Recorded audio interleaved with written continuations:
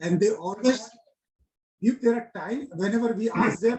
And certainly, Subhash sir, he has a hearing in the High Court, which he has postponed just because of our session.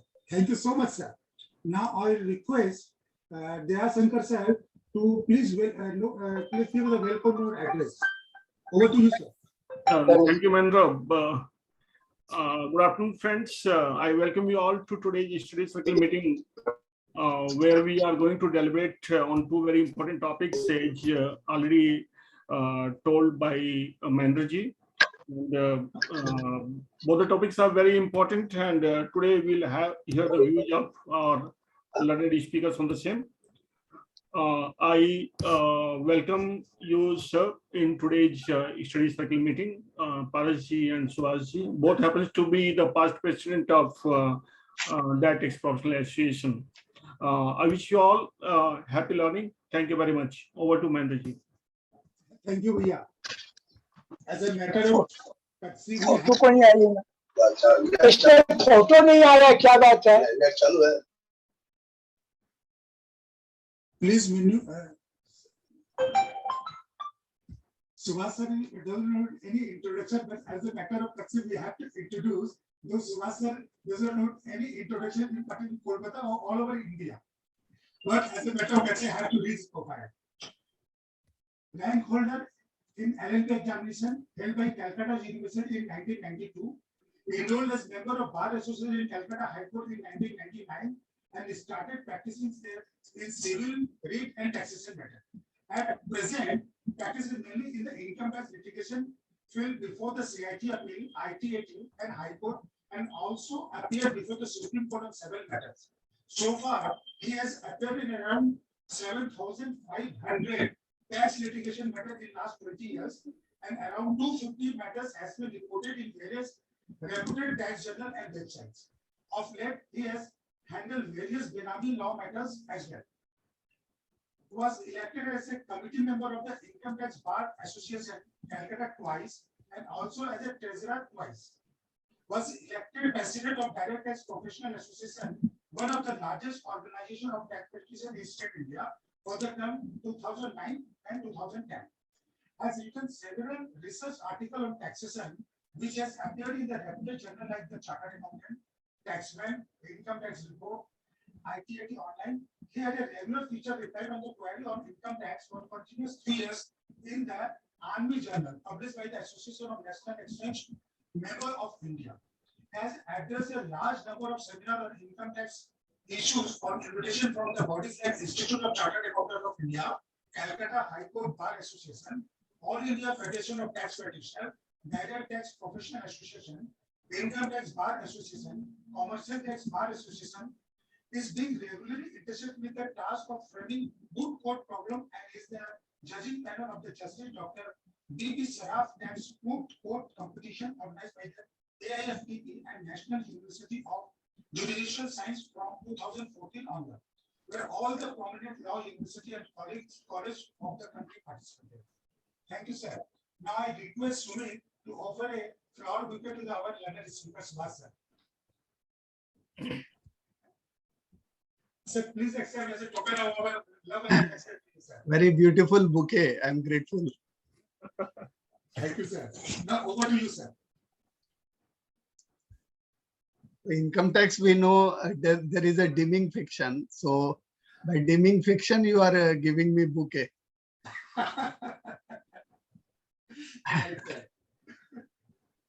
Assumed to be delivered and accepted. Deemed to have been delivered. That is fantastic. That this similar languages we will today also see. Right, sir. The new amendment that has been voted. I am at the outset. Good evening, friends. आप सभी को मेरा नमस्कार है. बहुत दिन बाद आप लोगों से मुलाकात हो रही है virtual mode में once again. I am grateful at the outset to DTPA, President DTPA, Convener DTPA Study Circle for inviting me to speak on a very contemporary topic, being important amendments in direct tax in Finance Act 2020. As you have heard, my co-speaker, Sri Paras Kochar, will also speak on a very important topic, that is drafting of submissions in faceless assessment and appeals. Friends, I express my gratitude to Sri Paras Kochar ji, who is senior to me in age and experience, for accommodating me to allowing me to speak first. I had made a personal request through our convener because I was not keeping well and I have an appointment with the doctor at around 4:30. So Right, sir. Right. he readily accepted my request and expressing my gratitude for that also. Otherwise, as a junior to him in age and experience, I should have spoken second. I'm sorry if my voice is not very clear because of some health problems. And friends, I will be covering only 7 important issues of the Finance Act 2020.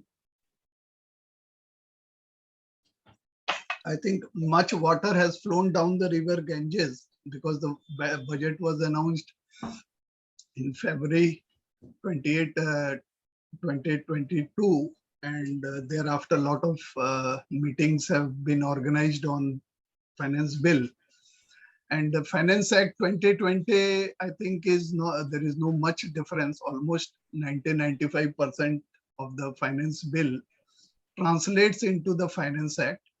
Few typographical and inadvertent errors are taken care of in the final Finance Act.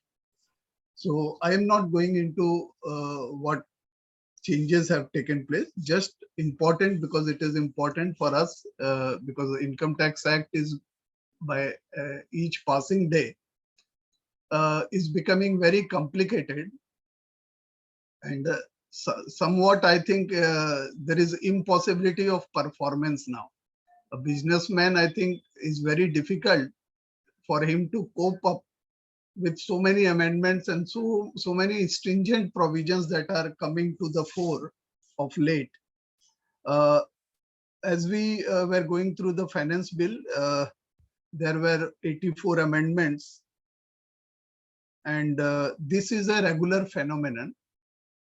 Every year, around about 80 to 100 or more than 100 amendments are made in the Finance Act, in the Income Tax Act, by way of finance bill and finally the Finance Act. At this stage, I am reminded of the preface to the 8th edition by Palkiwala ji in his book Income Tax Law. In the 8th edition, in the preface, he writes, "Today, Income Tax Act is a national disgrace. There is no other instance in Indian jurisprudence of an act mutilated by more than 3,300 amendments in less than 30 years. So he talked about it about 30 years back. Then there were 3,300 amendments in the original Income Tax Act. Now you add more than 33, maybe 4,000. Nobody is keeping track now. We have lost track of the amendments. And then he goes on to say the tragedy of India is the tragedy of waste of national time, energy, and manpower. Tens of millions of man hours crammed with intelligence and knowledge of tax gatherers, taxpayers, and tax advisors are squandered every year in grappling with the torrential spate of mindless amendments." Such beautiful language can come from the legendary Palkiwala only. "The feverish activity achieves no more good than a fever." Friends, these are the sentiments, and if Palkiwala would have been here today, I think what is happening in last 5-7 years, I think the businessmen, the other day I was telling because of late I have been regularly appearing before court number 16, the division bench of Calcutta High Court. who is now seized of the penny stock matters. So already 3 days revenue had been arguing, and now our turn will come. So I had been putting some feedback in the mind of the judges that now the way the bureaucracy is making the amendment, the unbridled power that has been given to the revenue, now it will be impossible for the businessman to conduct business. In 10 years down the line, if the current spate continues without any remorse and without any change in the pattern of implementation and amendments in the act, 10 years down the line, most of the small and medium businesses will be finished and will be wiped out. And we all are working, it appears that we all are working for the government of India. Everything seems to be ultimately taken over by the government, with so much of liability being imposed on the taxpayers. Though it is good for the professionals, we might in the short term be happy, but ultimately down the line, if the businessman does not survive, nobody of us will survive. With these few words, now in the right earnest, I open up the topic of the day. First of all, I am discussing about section amendment made in section 68 of the Act. Friends, we all are aware that maximum additions, you might have been receiving faceless assessment orders, and you are preparing all these days, you had been preparing appeals against those orders. So maximum addition, if I am not wrong, you all will agree, is under section 68 of the Act. And we all had been having the benefit of a large number of decisions. Now those decisions are being rendered nugatory by the gradual amendments in the Act. I think somebody in the finance ministry, he is sitting and just he is noting down what are the judgments coming in favor of the SSE, and the attempt is being made to nullify those decisions. So this year, there is a major change in the provision of section 68. First change, major change was brought about by the Finance Act of 2012 with effect from 1/4/2013, where it was said that in case of share capital or share premium, a source of source was required to be proved, except in case of venture capital fund and the company referred to in section 10, subsection 23FB. Now, screws have further been tightened, and fortunately, prospectively, with effect from assessment year 23-24, that now the source of source is required to be proved for cash credits like loan transactions and other accommodations.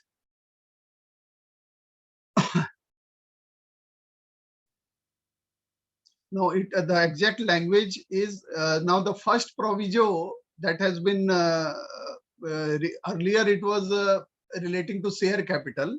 Now that becomes the second proviso. Now, first proviso is the newly inserted provision of section that 68 in section 68 that talks about loan or borrowing or any such amount. Now, source of source is required to be proved in respect of loan or borrowing or any such amount. I am borrowing the exact language from the statute. So this any such amount, it is in the company preceded by the loan or borrowing. So similar, anything by nomenclature is not important. Anything similar to loan and borrowing will be hit by this particular amendment. Now, coming to some practical examples, what about the trade advance? Will it be hit by the new amendment? I don't think so, because trade advance is followed by delivery of goods or material. But what happens if you, instead of loan or borrowing, you the nomenclature you put in your books is advance.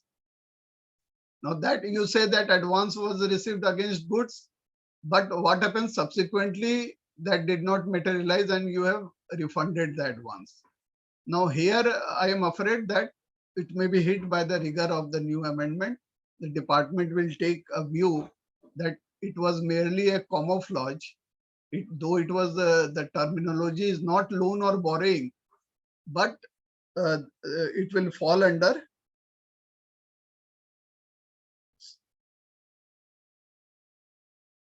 that any such amount similar to loan or borrowing, because it has not fructified into delivery of goods, so it is in the nature of loan or borrowing only.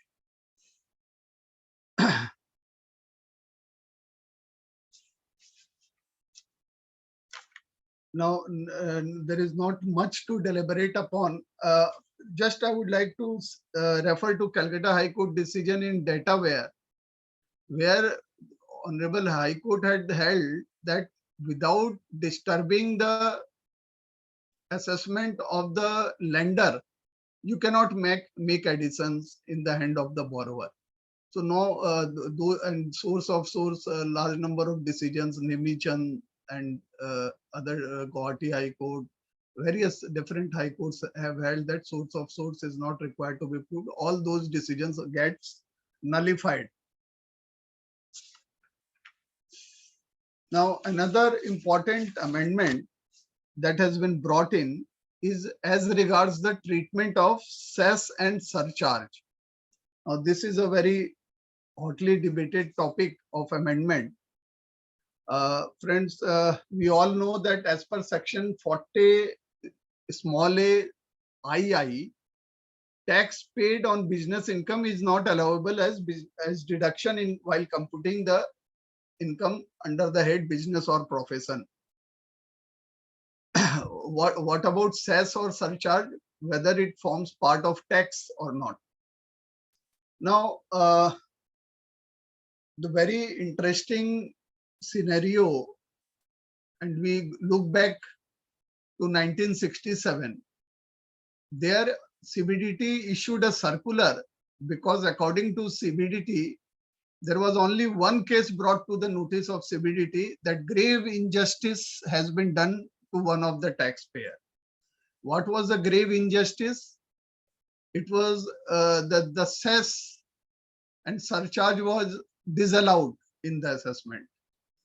And that CBDT came to know, it issued a circular, and see how far we have traveled from those days and these days. Now CBDT writes in the circular number 91 of 1967, that the select committee earlier, this under section 40A II, with tax word cess was also used for the purpose of making disallowance. But when the bill was referred to the select committee, they chose to remove the word cess. In other words, cess was to be allowed as deduction. Now, CBDT felt that a grave injustice has been done to one assessee around the country. So now for one assessee, they brought in that this injustice should not be done in respect of other assessees of the country. So they said that this should be brought to the notice of all the assessing officer, and the cess has to be allowed as deduction. And this circular was used by various high courts to grant relief to the assessee, and they have held that cess or surcharge will be allowed as deduction, and particularly Bombay High Court, Rajasthan High Court, and various benches of even Calcutta were allowing deduction following this particular circular. Now, recently in October 2021, Kolkata bench of the ITAT has deviated from this more or less settled position in the case of Kanodia Chemicals.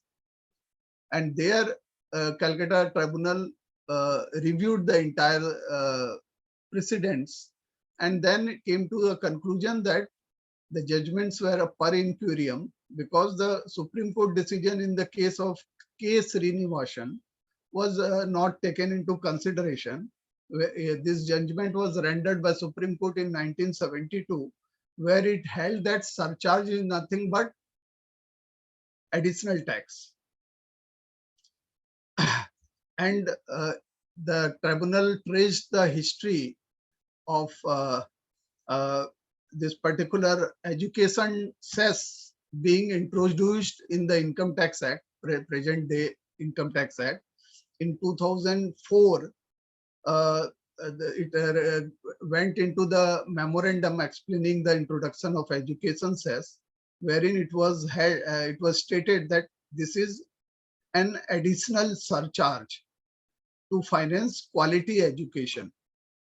Then, because this is additional surcharge akin to additional tax as held in case Srinivasan, finally the view was that because it is in the nature of tax, it cannot be allowed as deduction.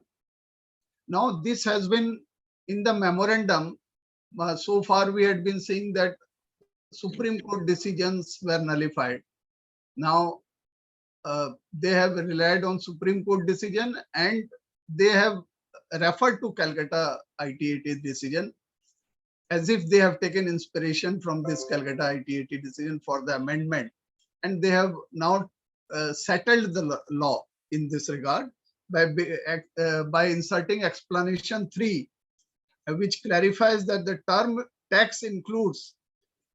Now, this is very important, that deeming fiction coming in the explanation, and this particular language is of paramount importance, because this is the language in most of the explanations that they are introducing to nullify decisions. This particular language is being used nowadays.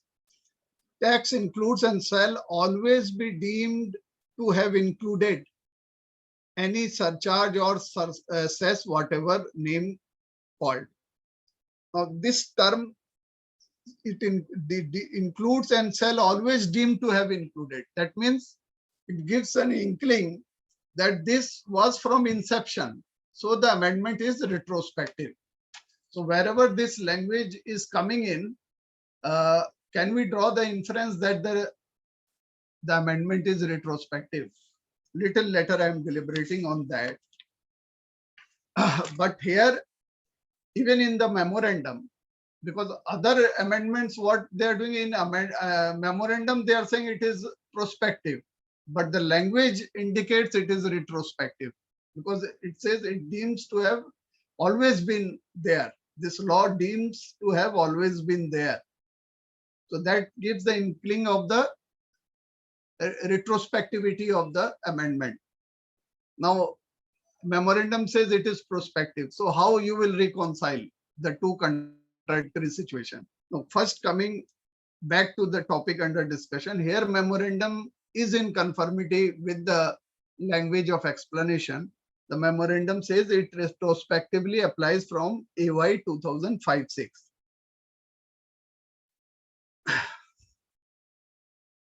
Now, one important aspect of this amendment brought in is further amendment in section 155, subsection 18 has been inserted. Now, it has a far-reaching consequence.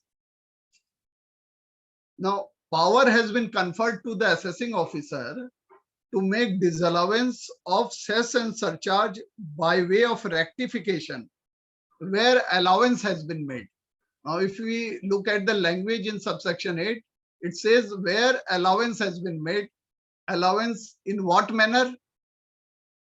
Nothing has been stated. So what implication is there of this particular language? To my mind, it appears that where inadvertently you have claimed and IO has inadvertently allowed it, that will be a case of rectification, number one. Number two, where the tribunal and court has allowed, that also will be covered. It is not giving a rider that where AO has inadvertently allowed. Even the courts, where the issue has reached finality, you are turning the apple card.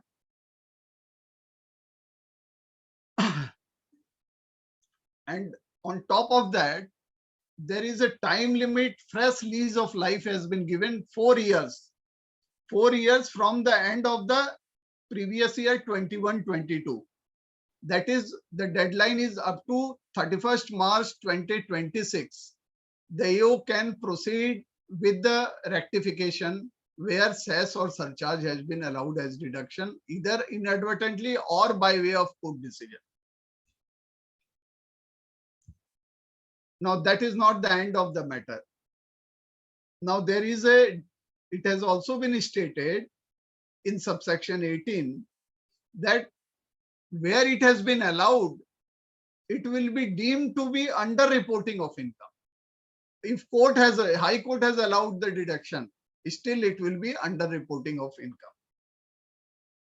So if you are caught, if AO proceeds with the rectification, then apart from paying the tax interest on that particular amount, you will also have to pay penalty. But what is the escape route? There is one escape route provided, suo moto, before the AO proceeds. A form will be prescribed, and within the prescribed period, you can make recomputation and you pay the amount due along with interest within the prescribed time. I think the forms and other details will be notified by way of rules. Now, coming to another important amendment in section 14 capital A. Now, a lot of litigation, I think more than section 68, it is section 14A that has suffered litigation in last 10 years. Now, what happens when you are holding shares of a company but dividend has not been received? First, Calcutta Tribunal took view in REI Agro. A detailed decision was given where the tribunal held that where dividend has not been received, those shares cannot be taken into reckoning, into consideration for computing disallowance as per Rule 8D.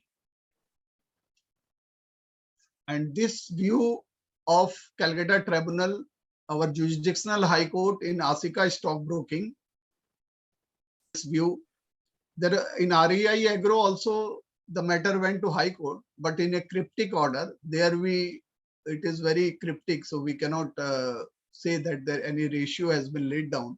But a detailed order has followed subsequently in Asika stockbroking, and there they have accepted the proposition. Now, very surprisingly, in the memorandum to the budget explaining the amendment, there is a disrespect being shown to the high courts. They are referring to, we all know, circular, because why additions were being made? EOs were helpless. Even if he was convinced with your argument, he was a friendly person, still he will not budge because he don't want to lock horns with the bosses, that is CBDT. CBDT in circular number 5 of 2014 had clearly stated that where even dividend is not received, there also those shares will be taken into consideration, value of those shares for making disallowance under Rule 8D.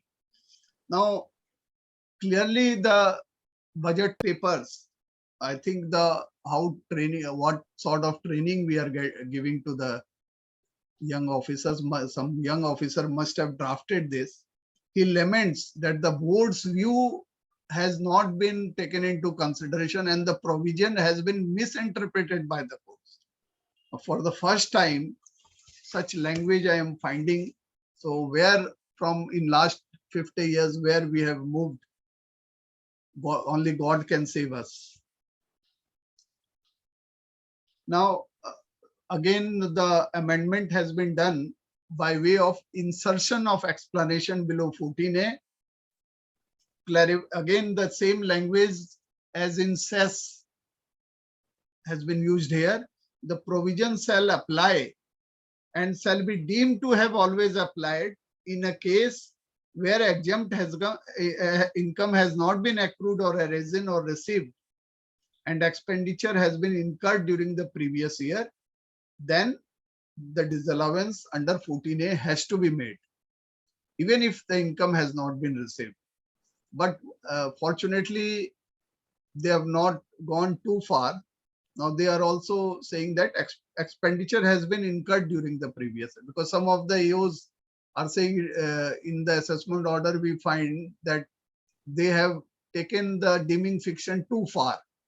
Your expenditure debited in the profit and loss is 2 lakhs, and disallowance of, if as per rule 8D, it comes to 5 lakh. They are making disallowance of 5 lakh.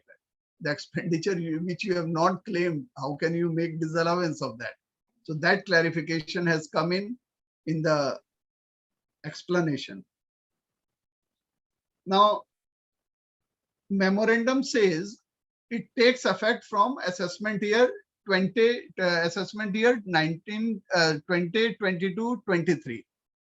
That is March ending. For March ending 2022, when you will file return, you should take into consideration the amended provision. But the language in the explanation is saying otherwise, that it is retrospective. Now, this situation, the same language, if you will recall, in case of Employees Provident Fund, the amendment has come in 3657A and 43B, where similar explanation has been added, saying that the provision shall apply and shall be deemed to have always applied. Now, fortunately, in Calcutta Tribunal and various tribunals, we are winning by citing mainly the decision of Aqua, Supreme Court Division Bench decision, authored by Justice Rohinton Nariman, who just a few months back only, he superannuated. That decision tribunals are following, but I am afraid the matter is now live before the Honorable High Courts. And in Calcutta High Court also, the question of substantial question of law in this regard has been framed and it has been admitted. And the final hearing will take place in months to come. I am somehow wriggling out of the tight situation, because in some of my cases, because there is the difficulty is that now in High Court everything is being analyzed threadbare, and the present team of revenue lawyers are very energetic and they do research work a lot. And I'm afraid that this gold coin decision of Supreme Court will be cited. This is a 3-judge bench decision of Supreme Court, gold coin, where similar language has fallen for consideration, that the provision shall apply and shall deem to have always applied. This particular terminology has fallen for consideration, and Supreme Court has analyzed this language vis-a-vis the memorandum saying that it is retrospective. Now, Supreme Court categorically holds that memorandum is not, when the language of the statute is very clear, we did not refer to the memorandum. Only when ambiguity, because this is a well-settled rule of statutory interpretation, that when there is ambiguity in the statute, then only you will take aid of external aids. But where language is clear, you need not refer to memorandum. So as and when this will be heard by Calcutta High Court and other High Court, I think Provident Fund cases will get reversed. All those pending cases will also be hit, because it is retrospective. And these languages, where these languages are used, certainly though memorandum says retrospective, still it will be construed to be retrospective. So I am somehow 2-3 cases of mine had come up before Calcutta High Court. Now on merit I had won, and on this particular point they were about to admit the question of law. Then I said, my lord, even if you admit, at that time I will argue that the tax effect is below 1 crore. Fortunately, the amount was less. So the court accepted my argument that yes, even if we admit it, it will be a futile exercise, because at the time of final hearing, the argument will be that the tax effect is less than 1 crore and we'll have to dismiss it. Revenues appeal. So this is how I am managing somehow, like in penny stock cases. I am afraid this in the open house, I share my experience. Penny stock are really cases are really in hot water, and every possibility is there that the relief we have obtained from the tribunal is going to be reversed. In few cases, at least 10, 50, 12, 15 cases, I could wriggle out by taking the plea that department has filed appeal so late, and I was prevented from availing the Vivad se Vivad scheme. So initially, judge was accepting and allowing dismissing the departmental appeal, but suddenly they have taken a different route, and the revenue has adopted a dirty politics there by referring to some internal report. For the first time, they are placing before High Court the investigation report, and there the allegation is that this is a scam of 38,000 crore. As soon as this 38,000 crore scam that comes in the mind of the judge, entire things takes about turn, and he refused to accept my plea, and now the case is being heard on merit. So coming back to 14A amendment, I think now the litigation will be very less, because now dividend is also not exempt, and long-term capital is also gains is also not exempt on shares. So therefore, 14A rigor is not going to pinch us much.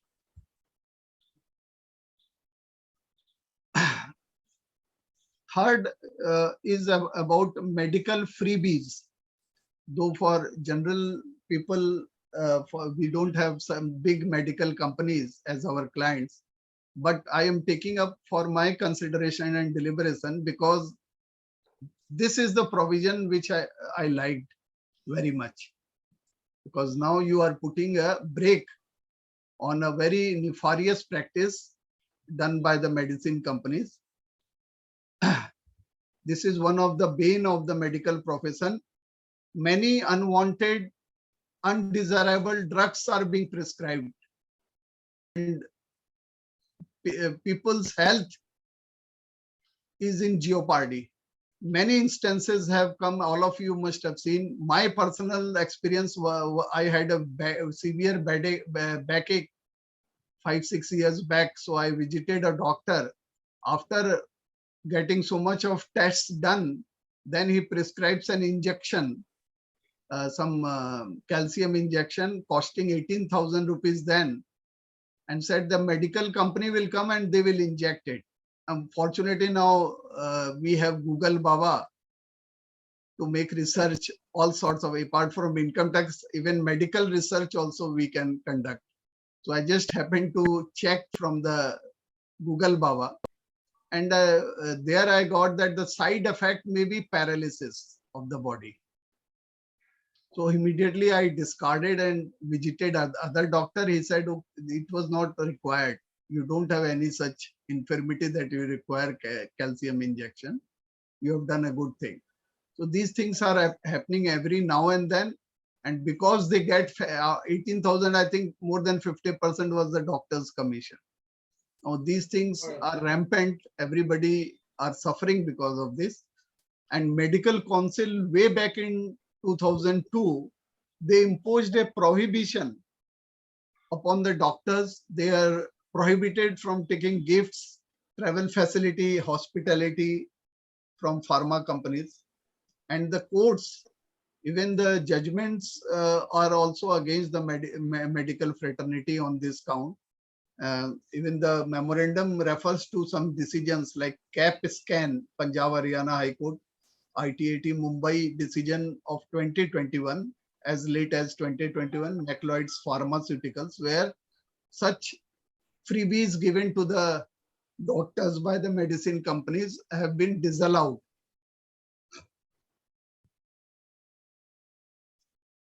There is insertion now. The Finance Act has made amendment to formally, beyond any doubt, there should not be any confusion that this will be a disallowance. EU has to make disallowance.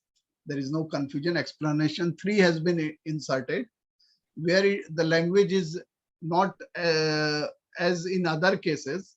For removal of doubts, it is hereby clarified that the expenditure incurred by an SSC for any purpose which is an offense or which is prohibited by law shall include and shall be deemed to have always included the expenditure incurred by SSC inter alia to provide any benefit, perquisite, acceptance of which is in violation of any law, rules or regulations, guidelines governing the conduct of such person. The guidelines of the medical, it is directly referring, sorry, indirect way they are referring to the guidelines issued by the medical council that such expenditure is not permissible. So even if by way of guidelines, if something is impermissible, then also that expenditure will not be allowed. And further, there is two more addition in by way of explanation 3, offenses prohibited in India or outside India. Any offense which is not which is prohibited outside India also. So you have to, EOs will have to keep track what is happening in foreign countries, what is the law in foreign countries, and compounding of an offense.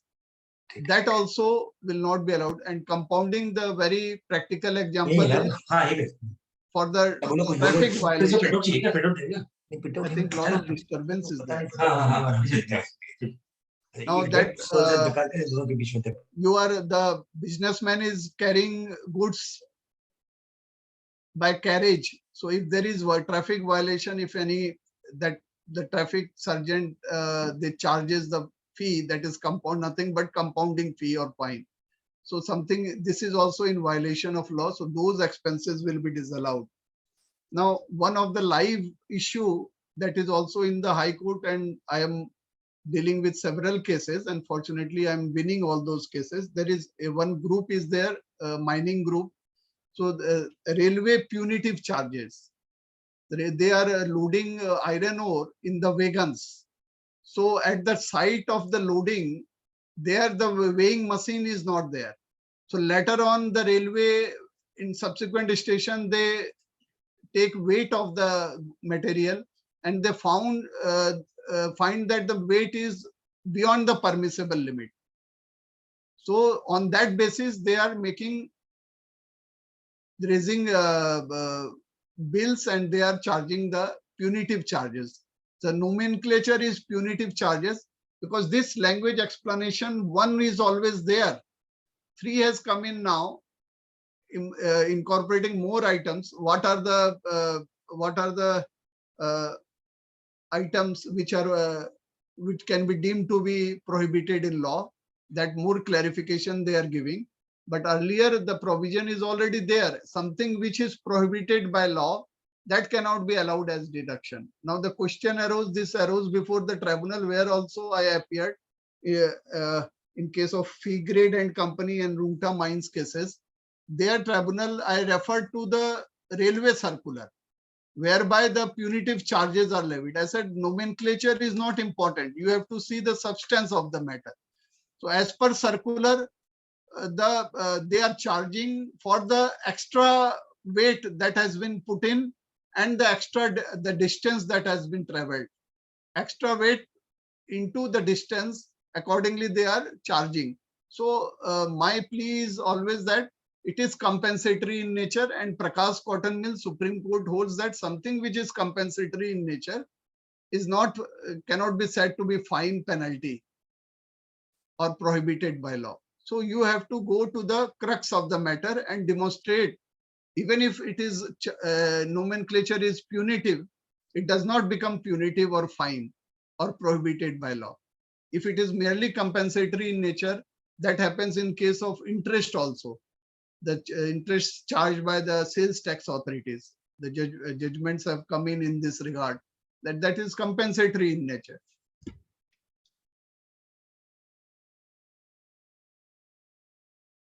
So from the language memorandum, again, this is prospective, applies from assessment year 22-23. But as I said, the language of the explanation says shall include and shall deem to have always included. So again, this will become retrospective. So any pending litigation, if the court examines the language of the explanation, they will, in pending litigation, they will have no option but to confirm the addition. Now, another important issue, I think this is subhead 5, item number 5 of my today's discussion. Updated return.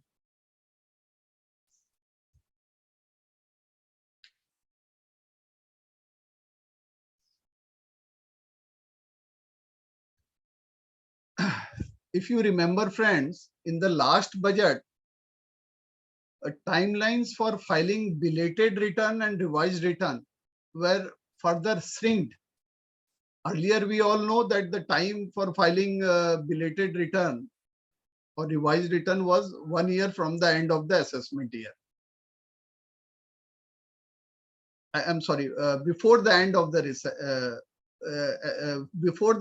relevant assessment year. The last amendment was that it was you can file your revised return before the end of the relevant assessment year. For March ending 21, you can file it by 31st March 22. That was the law. Now, but Finance Act 2021 shrinked it by 3 months. Now, if it is a year ending 31st March 2022, then you can file it up to 31st December 2022. And these facilities were free of cost. For filing revised return, you need not pay any further tax or fee or surcharge or anything of that sort. Now, in section 139, a new subsection 8 capital A has been inserted. Now, a very long rope has been given to you. You can file your revised return, and the new nomenclature is updated return, up to 24 months from the end of the assessment year. Now, if it is 31st March 2021, you can file it up to 31st March 2024. But it comes at a cost. If there is up to 12 months from the end of the relevant assessment year, you have to pay 25% of the tax along with interest. 234 ABC interest, tax, 25% is the additional levy that you will have to, they call it additional tax.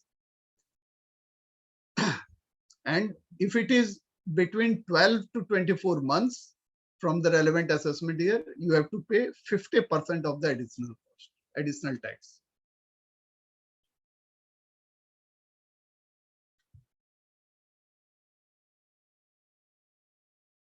Now, there are embargoes also. Not that everybody have this luxury of availing the benefit of updated return. Embargo is loss return. If you have filed a loss return, you cannot file updated return. But then there is, in the proviso, it has been stated that if by way of updated return, you want to convert loss into profit, a positive income, then it is permissible. You can file updated return. You cannot file in following cases where there is it has the effect of decreasing the tax liability or increasing refund due. Now, this is not for the updated return, is not for your benefit. Revised return can be for your benefit, but updated just in case you desire, because now settlement commission is also not there. In case you desire to come out clean and subsequent to filing of return or maybe you have not filed the return. Subsequently, it transpired that you had taxable income. You want to come out clean. So by paying additional tax, you can. Let us see what benefit it gives to you, or no benefit is accruing to you, or there is any other escape route from paying additional tax. Now, if search, seizure, survey, or requisition proceedings under 132A has been initiated, then also you cannot avail. Now, does it mean that if search has been conducted or survey has been conducted, then for all time to come you cannot avail? You are totally debarred for all the past years? No, that is not the case. Year of search and the preceding year, for these 2 years you cannot avail the benefit.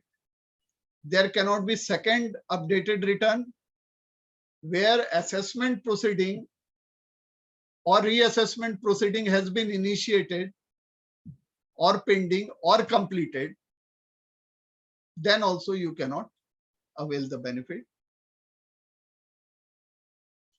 And another instance is where SSC has been officially communicated of the proceedings under the following act.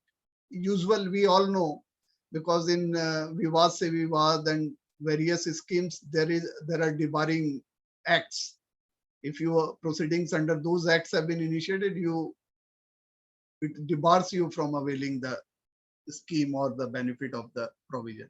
Number one, Smuggling Act, Benami Act, PMLA Act, and Black Money Act. These are the 4 acts if proceedings have been initiated and communicated. Initiated in the file, no debarring, but if it has been, as soon as it has been communicated, thereafter you cannot avail. And prosecution proceedings initiated, then also. Now, first and foremost, what is the benefit you get? Is there any consequential amendment made in section 270 capital A or various penal provisions relating to search? Because preceding years you can avail. No, there is nowhere mentioned that there is immunity from the penalty. So that risk is still there. After paying so much of additional tax, still you are at the danger of being imposed the penalties under section 270 capital A.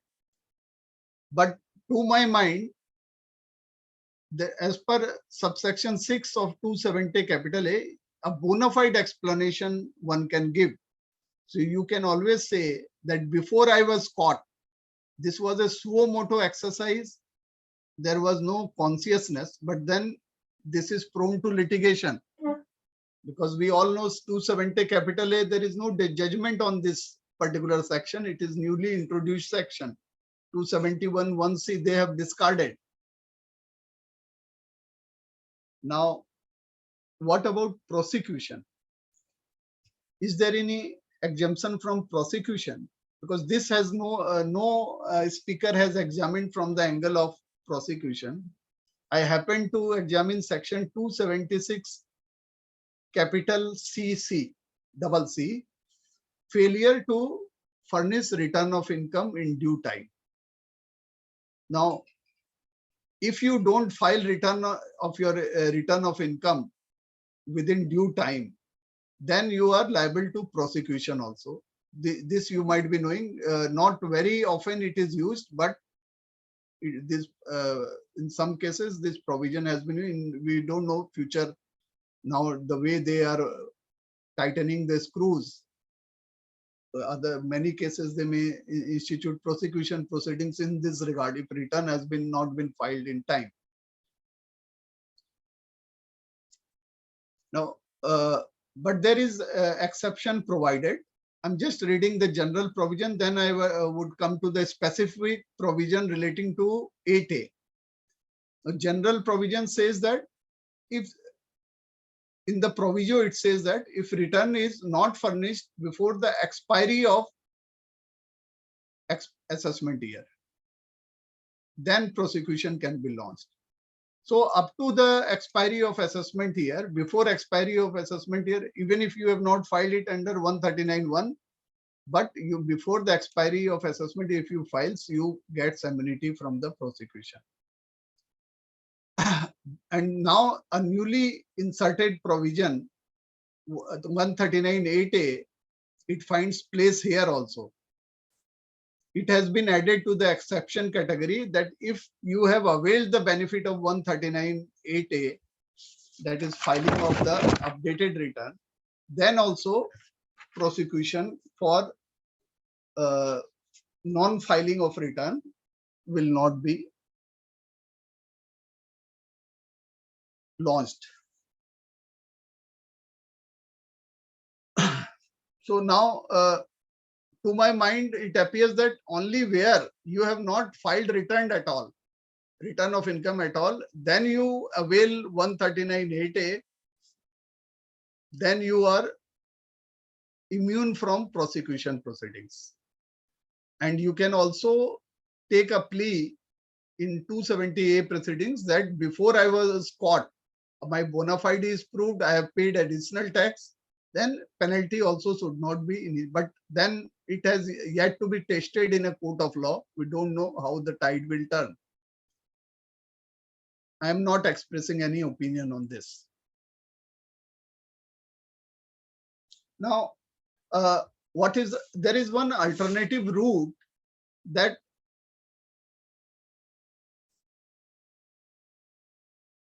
कुछ क्या question आया क्या?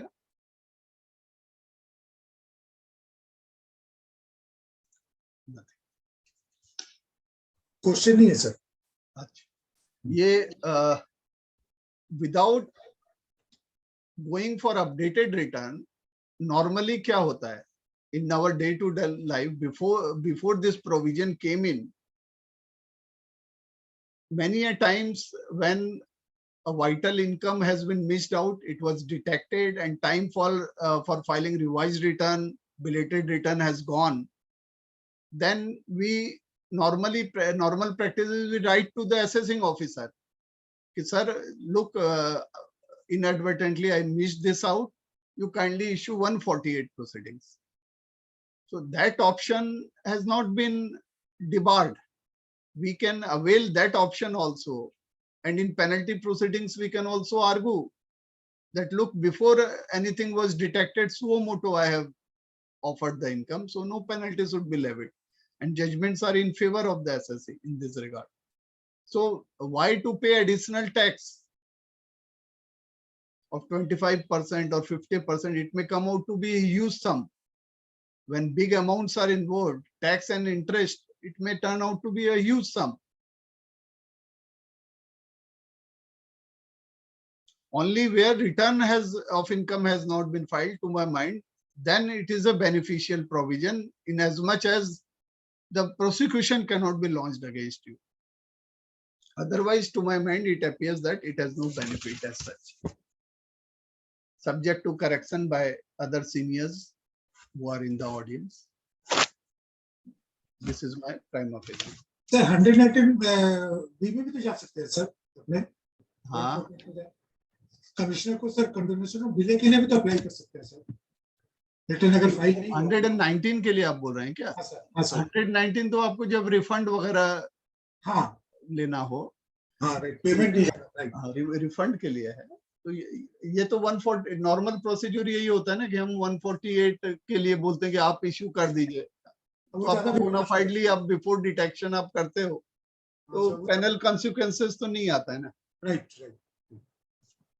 हाँ, लेकिन prosecution का एक risk रहता है उसमें, क्योंकि प्रोसिक्यूशन तो बोलेगा कि आप पे रिटर्न तो आपने फॉल्स ही दिया है. हाँ.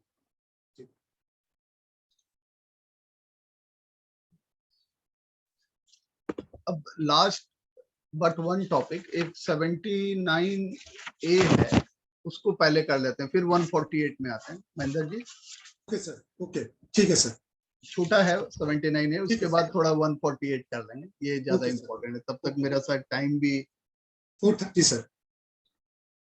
आपको सर 5 बजे डॉक्टर का टाइम दिया हुआ है ना? हाँ, तो ठीक है, मैं 15 मिनट में रैप अप करता हूँ, फिर कुछ क्वेश्चंस हो तो वो ले राइट लेंगे। Sir, right sir. ये section 79A is relating to set off losses. ये if we recall finance act 2016 में there was amendment in section 115 BBE, जिसमें ये कहा गया कि if any addition is made under section 68, 69, 69C वगैरह, then you are not permitted to set off your losses against such addition. 68, 69 का addition के लिए। अब ये 79A में ये थोड़ा सा इसी डायरेक्शन में और फर्दर डिपार्टमेंट मूव कर रहा है। तो जितने भी आपको टैक्स प्लानिंग है, बेनिफिट्स हैं, वो धीरे धीरे सब कर्टेल हो रही है। आपका जैसे undisclosed income pursuant to search, survey, requisition, if any undisclosed income is found and addition is made on account of undisclosed income, तो अपने क्या करते थे कि brought forward losses, brought forward unabsorbed depreciation या करंट ईयर लॉस, उससे पहले तो disclosure we used to give, then यदि कोई हमारा लॉस है तो उससे हम उसको सेट ऑफ कर देते। That is not permissible now, and they have used the language where any addition is made on account of undisclosed income pursuant to search, survey, requisition, there cannot be allowed any set off of loss, whether brought forward or otherwise, or unabsorbed depreciation against such undisclosed income. Exact language नहीं है, लेकिन मैंने उसको थोड़ा simplify किया है। तो ये जो बोल रहा है whether brought forward or otherwise, तो otherwise में आपका माने इसमें कहाँ आप हिट हो रहे हैं कि आपका करंट ईयर में जेन्युइनली कोई बिजनेस लॉस है तो वो भी आपका सेट ऑफ नहीं होगा। Not only brought forward will not be set off, even current year loss and genuine business loss, that also will not be set off against the undisclosed income that has been added pursuant to search, survey or requisition. और undisclosed income इन्होंने define किया है। Now here there is another problem that is coming up. It has been defined to be any undisclosed money, bullion, jewelry, valuable वगैरह, an entry in the books of in the books or document not recorded on or before search, survey in the regular books. आपने ऐसा कोई practice कर रखा है कि एक कच्चा कैश बुक मेंटेन कर रहे हैं, फाइनली वहां से आप रेगुलर बुक्स में एंट्री कर रहे हैं या टैली में एंट्री कर रहे हैं, वो आपका यदि कुछ पेंडिंग रह गया entry, that will be deemed to be undisclosed income. तो वो जो है वो इनकम के अगेंस्ट में भी आपका कोई लॉस सेट ऑफ नहीं हो।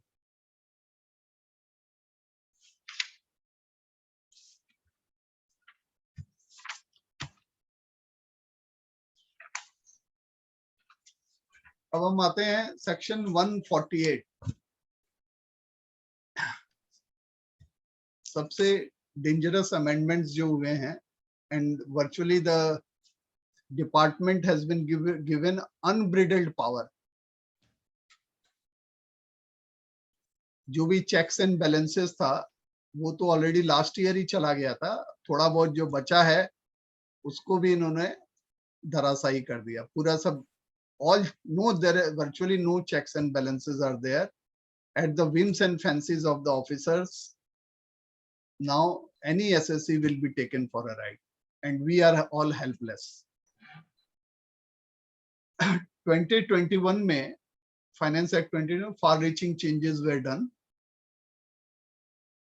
Earlier law reopening में almost more than 50% cases में for technical reasons we used to get relief. जैसे live nexus theory हम लोग लगाते थे कि reasons to believe has to be recorded, you have to prove live nexus. तो वो रीजन्स टू बिलीव तो लास्ट ईयर ही चला गया।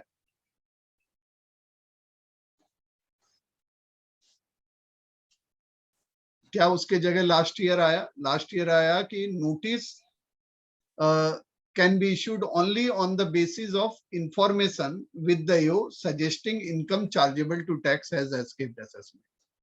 Now, instead of regions to believe, if they have any information suggesting income chargeable to tax, they can reopen, very well they can reopen. एक SSC आया मेरे पास दौड़ा दौड़ा, उसका मैंने सो कॉज देखा। अब वो उसमें 24 घंटे का टाइम दे रखा है, वो 24 घंटे के बाद आया मेरे पास। अब मैं तो देख के मैं डिप्रेशन में आ गया। This is the way the department in future will move. सब बिजनेस बंद हो जाएंगे। क्या बोल रहा है कि उन्होंने क्या रीजन्स दिया है? They were the rice bran manufacturer, rice bran oil होता है उसके मैन्युफैक्चरर हैं। क्योंकि अभी लास्ट ईयर ये एक तो अमेंडमेंट आ गया, information suggesting income chargeable to, तो इंफॉर्मेशन आना चाहिए। ठीक है, इंफॉर्मेशन आ रहा है, विंग से आ रहा है इंफॉर्मेशन। क्या बोल रहा है विंग? कि राइस ब्रान इंडस्ट्री में यील्ड 24% है। अब वो कहां से 24% लाया ये भगवान जाने। आपकी यील्ड 23% है, तो हम बैक कैलकुलेशन करते हैं तो उसमें आप 3 करोड़ रुपया का टैक्स इवेजन है। So AO writes, this is the information suggesting escapement we received from the wing. तो विंग में अब एक ऐसा बना देगा सेक्शन। हमने तो हाई कोर्ट में खड़ा होकर रेवेन्यू वाले जो लॉयर्स हैं उनके तरफ देख के मैंने, आप भी सेफ नहीं है भाई साहब, आप जो कूद कूद के आर्गू कर रहे हो कि मारो सब एसएससी को। कुछ दिन में ये होने वाला है, मेरे पास इंफॉर्मेशन है कि वो हाई कोर्ट की वेबसाइट में जाएंगे, बोलेंगे मिस्टर सो एंड सो मित्रा साहब, आपने 100 मैटर्स में हाई कोर्ट में अपीयर आप हुए, एवरेज में 10 अपीयरेंस हुआ पर मैटर में, तो 100 इंटू 10,000 हो गया। और टैक्स बेंच का स्टैंडर्ड फीस हम बनाते हैं कि क्या फीस होना चाहिए।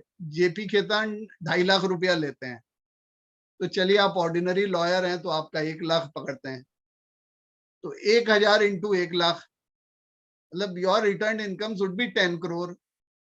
और अब भाई साहब आप तो 20-30 लाख रुपया दिखाते हो, तो बाकी तो आपका अनडिस्क्लोज्ड इनकम है। तो हम बोले इवन द लॉयर्स, आप पेनी स्टॉक स्कैम की बात कर रहे हैं, यहाँ 38,000 करोड़, यहाँ 1 लाख करोड़ का लॉयर्स स्कैम निकलने वाला है। तो डिपार्टमेंट इस तरह से बैक कैलकुलेशन करे। पेनी स्टॉक में भी यही कर रहा है कि वो पूरा टर्नओवर उन्होंने वो डाटा जो बनाया था 38,000 करोड़। मेरा आर्गुमेंट होगा तो मैं ये पॉइंट आउट करूंगा कि ये डाटा देखिए, ये टर्नओवर निकाला उन्होंने वेबसाइट से कि ये 84 कंपनी डिपार्टमेंट ने आइडेंटिफाई कर ली, हाँ ये पेनी स्टॉक है जिसका प्राइस एबनॉर्मली, अरे प्राइस तो शेयर मार्केट में हर चौथा स्क्रिप्ट का अप डाउन होता है। वो कैपिटल मार्केट से मैंने चार्ट बनाया कि मैं बोला कि 50% स्क्रिप्ट में जो है 200 से लेके 1 साल में 500% तक का राइज फॉल आ जा रहा है। तो आपका वो क्राइटेरिया है तो every investor is a thief, is a tax evader. तो सर ये जो चेक्स एंड बैलेंसेस जो हटा दिया है, बिजनेसमैन अभी भी सोए हुए हैं, हम लोग खाली लड़ते हैं उनके लिए, पर उनको पता नहीं है उनके सब बिजनेस ये बंद करने वाले हैं। अब अच्छा, ये उन्होंने कहा लास्ट ईयर कि information suggesting income chargeable to tax as escaped assessment, माने खाली इंफॉर्मेशन में ये सजेशन होना चाहिए। अब वो लाइव नेक्सस वगैरह का कोई जरूरत नहीं है। और एक्सप्लेनेशन 1 क्या बोल रहा है कि what is the information? Any, 2 type का इंफॉर्मेशन उन्होंने लास्ट टाइम रेफर किया था।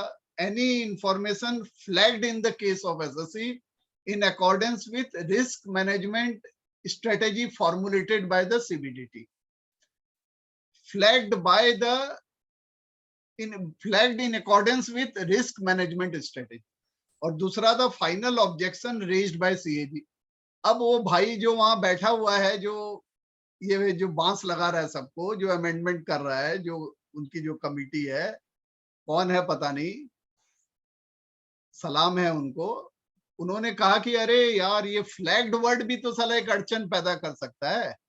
यहाँ के जो हमारे भारतवर्ष के जो प्रोफेशनल है वो बोलेंगे flagged by the in accordance with, तो आपका तो दिस इज नॉट फ्लैग्ड मतलब क्या, रेड फ्लैग रेज करना, मतलब पोर्टल में कोई एक सीबीडीटी स्ट्रेटेजी बनाएगा, उसके हिसाब से इंफॉर्मेशन जो भी आएगा उसमें अलग से वो मार्क्ड रहेगा कि ये रेड फ्लैग है, यहाँ पर आप रीओपन करिए।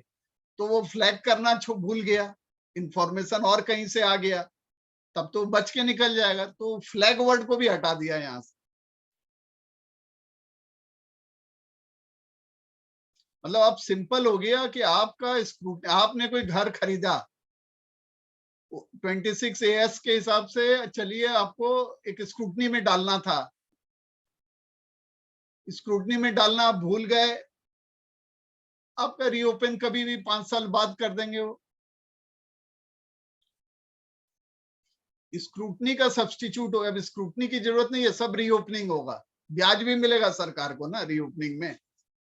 स्क्रूटनी में तो कम ब्याज मिलता है, 5 साल बाद खोलिएगा तो वो एसएससी को दिवालिया घोषित करने में बहुत आराम मिलेगा, ब्याज वाज लगा के वो पैसा ही नहीं दे पाएगा। 20% ले लीजिए उससे, तो जो थोड़ा बहुत बिजनेस कर रहा है वो भी बंद हो जाएगा।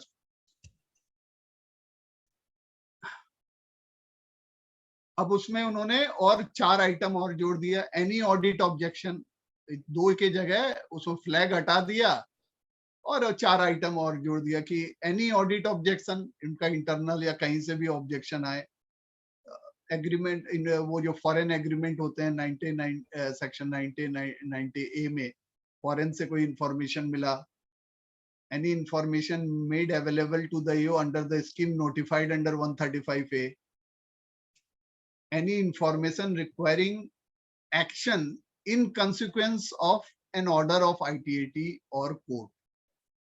अब मान लीजिए कि आपने जॉइंट नेम में अपनी वाइफ के साथ हाउस खरीदा, पैसा आपने दिया है, एडिशन हो गया वाइफ के हाथ में, अब वो मैटर ITAT में गया, ITAT कहा कि भाई ये तो वाइफ के हाथ में होना ही नहीं था, ये तो आपको एओ के हस्बैंड का देखना था कि वो इन्वेस्टमेंट किया है कि नहीं। तो अब वो एओ का इस बेसिस पर, कोर्ट के ऑब्जर्वेशन के बेसिस पर दे कैन रीओपन।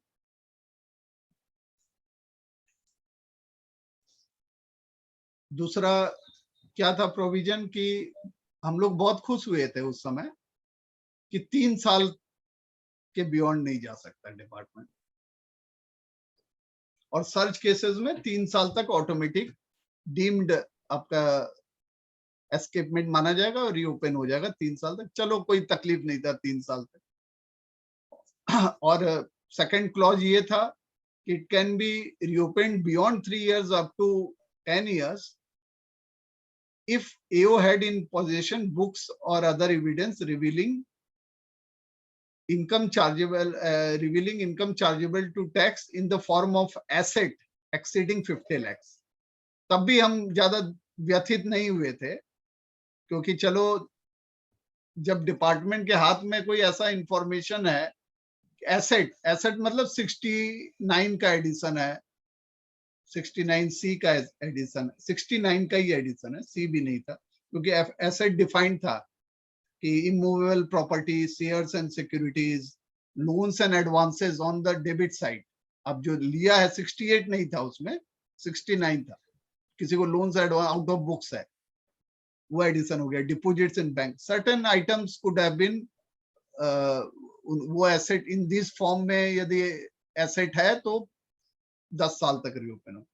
अब इन्होंने, हम भी सोच रहे थे कि भाई ये इतना बोनांजा कैसे, ये it sounds too good to be true, तो वो उनके भी समझ में आ गया। हमको लगता है ना हिंदुस्तान में कि अब कोई अच्छा चीज अमेंडमेंट आता है तो लगता है ये कैसे आ गया, 6 साल से 3 साल हो गया, ये तो बड़ा बहुत ही अच्छा अमेंडमेंट है, सरकार को सलाम है। लेकिन कहाँ ये सब, ये सुख बहुत क्षणिक है। नेक्स्ट ईयर ही वो भाई ने सोचा होगा यार, या उसके बॉस ने देखा होगा, बोले यार तुम तो ब्लंडर कर दिए, ये तो 3 साल में तो सब कितना हमारा नुकसान हो जाएगा, कई लाख करोड़ का। तो उन्होंने अभी वापस उसको रेक्टिफाई किया है। इसमें जो है आपका 10 साल तक रीओपन हो सकता है बियॉन्ड 3 year, एस्केपमेंट का भी लिमिट है वो 50 लाख का, लेकिन एसेट के अलावा expenditure in respect of a transaction और इन रिलेशन, कोई बच्चे का आपने शादी किया, कोई ऐसा मिल गया है सर्च में डॉक्यूमेंट कि आपने 2 करोड़ कच्चे में खर्चा किया, तो वो आपका 10 साल पहले भी किया होगा, 9 साल पहले, तो वो आपका ब्याज सहित इतना बड़ा फिगर होगा आप जिंदगी में नहीं चुका पाए। Any entry in the books of accounts, कोई एंट्री है जिससे ये हो रहा है कि ये एस्केपमेंट ऑफ इनकम है, जैसे बोगस एक्सपेंडिचर है, या आपने कहा कि डिपार्टमेंट वाला जमा खर्ची लिया है, 5-8 साल पुराना भी है, तो आपका जो कि हो रहा है, अभी सब नोटिसेस आ रही हैं, तो पुराने सब असेसमेंट रीओपन हो रहे हैं।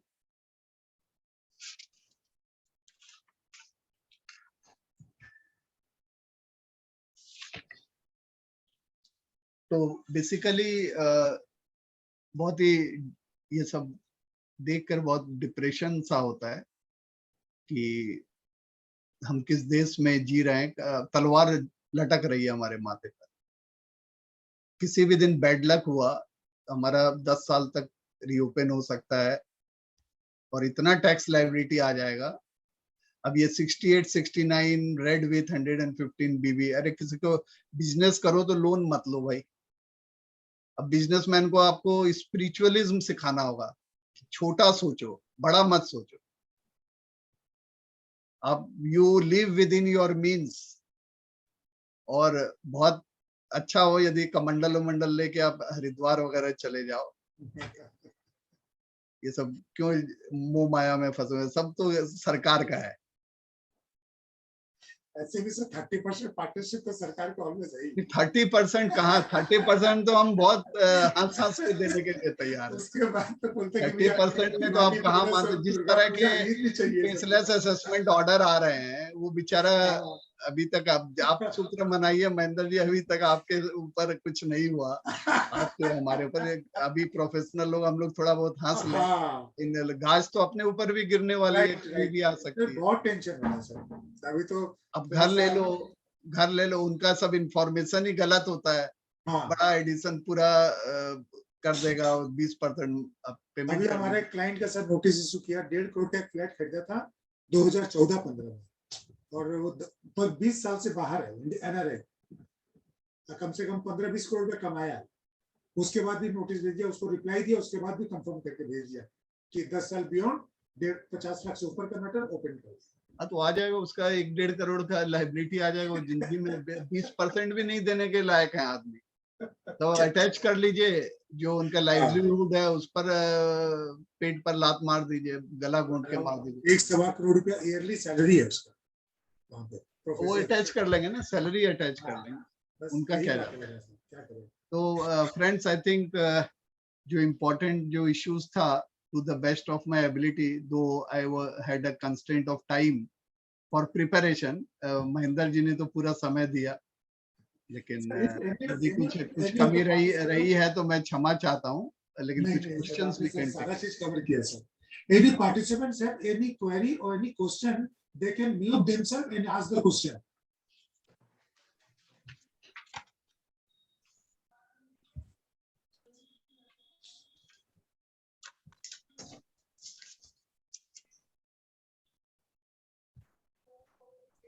सबको लगता है क्लियर हो गया सर। कमल जी भी आ गए सर। कमल सर नमस्कार। राजेश जी, आप कुछ पूछना चाह रहे हैं सर? ये पहले तो अनम्यूट करिए।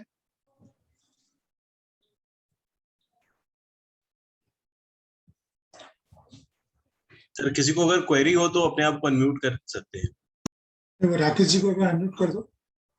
राजेश जी, नमस्कार जी। नमस्ते सर, बोलिए। सुभाष जी, मेरी एक छोटी सी क्वेरी थी कि जैसा अपडेटेड रिटर्न का जो नया प्रोविजंस आया है, हाँ, ये एक्चुअली क्या पास्ट के लिए भी है, मतलब 2021 का भी हम लोग कर सकते हैं, या फ्यूचर ईयर्स के लिए ही आएगा? सिर्फ मतलब 22 onwards we can file updated returns? इसमें तो देखना होगा, ये 21-22 का I think you can do it, we can do. लेकिन सर साइट में ऑप्शन नहीं दिखा रहा था। मेरे केस में हमने कोशिश किया था, लेकिन वो ऑप्शन चूज नहीं हो रहा था सर, हो सकता है उसमें अपडेट नहीं हुआ हो, अब हो जाए। हाँ, तो अभी इसके तो फॉर्म वॉर्म भी आने बाकी है ना। हाँ, सुशील जी का। अच्छा सर, और एक क्वेश्चन था इसी के साथ। हेलो। हाँ हाँ, बोलिए ना। हाँ, बोलिए। अब जैसा आपने कहा था ना कि 148 के लिए भी हम लोग जा सकते हैं instead of going for the updated return. तो मान लीजिए मार्च 20 का अगर अलाउ करता है लास्ट ईयर का, तो मार्च 20 का if we ask the assessing officer कि भाई हमारा 148 कर दीजिए, तो he may not allow us sir. वो बोलेंगे आप तो अपडेटेड रिटर्न का टाइम है, you better go for updated return so that we can get at least 50% more tax. एक तो मैं ये क्लैरिफाई कर दूं, this is with effect from 1/4/2022. That means assessment year 22-23 के लिए आप जा सकते हैं। अच्छा, तो पास्ट ईयर्स के लिए नहीं जा पाएंगे? हाँ, ये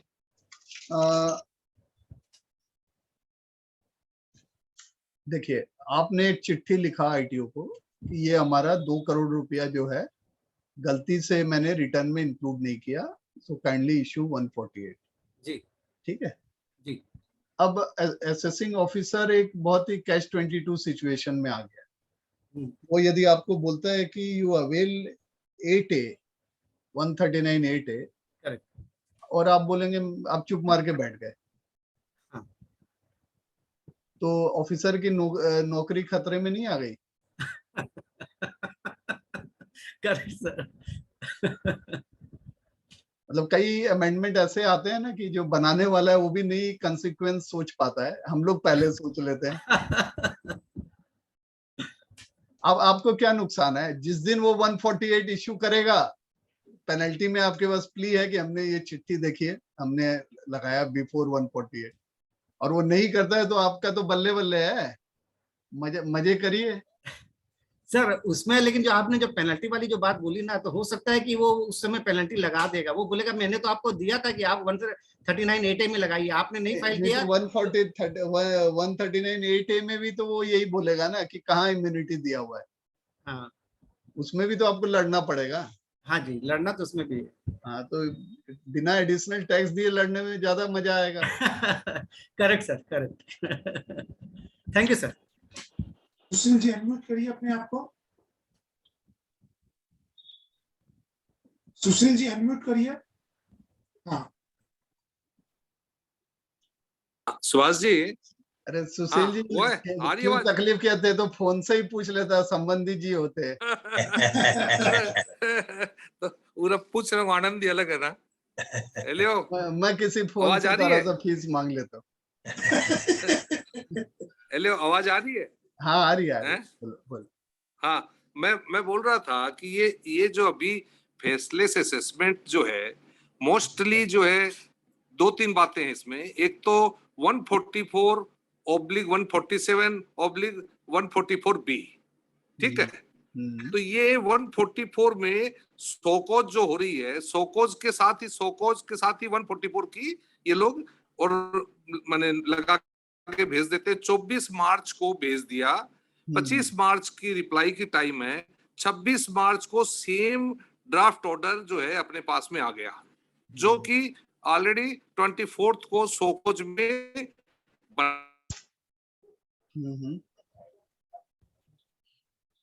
तो 26 तारीख को वहां। हाँ, तो ये तो डिनायल ऑफ नेचुरल जस्टिस हो गया ना सर।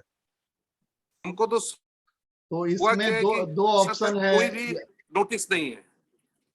हाँ, तो ये डिनायल ऑफ नेचुरल जस्टिस है। इसमें 2 ऑप्शन है, या तो आप अपील में एडिशनल एविडेंस दीजिए कि भाई हमको प्रॉपर अपॉर्चुनिटी नहीं दी, या रीट में क्वेश्चनिंग के लिए जाइए। तो रीट में कोर्ट आपका यदि इंटरटेन, हालांकि बहुत सारे केसेस में क्वेश हुआ है, but liberty to make fresh assessment.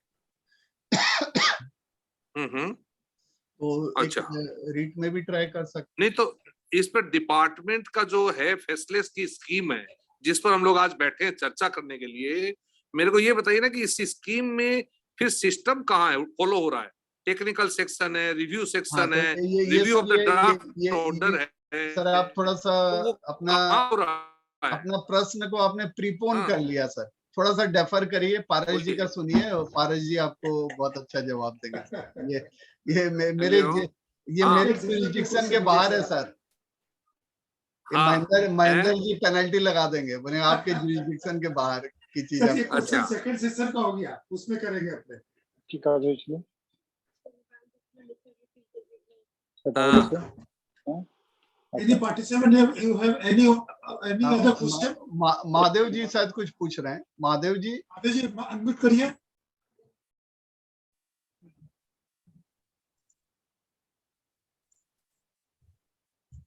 नहीं लग रहा,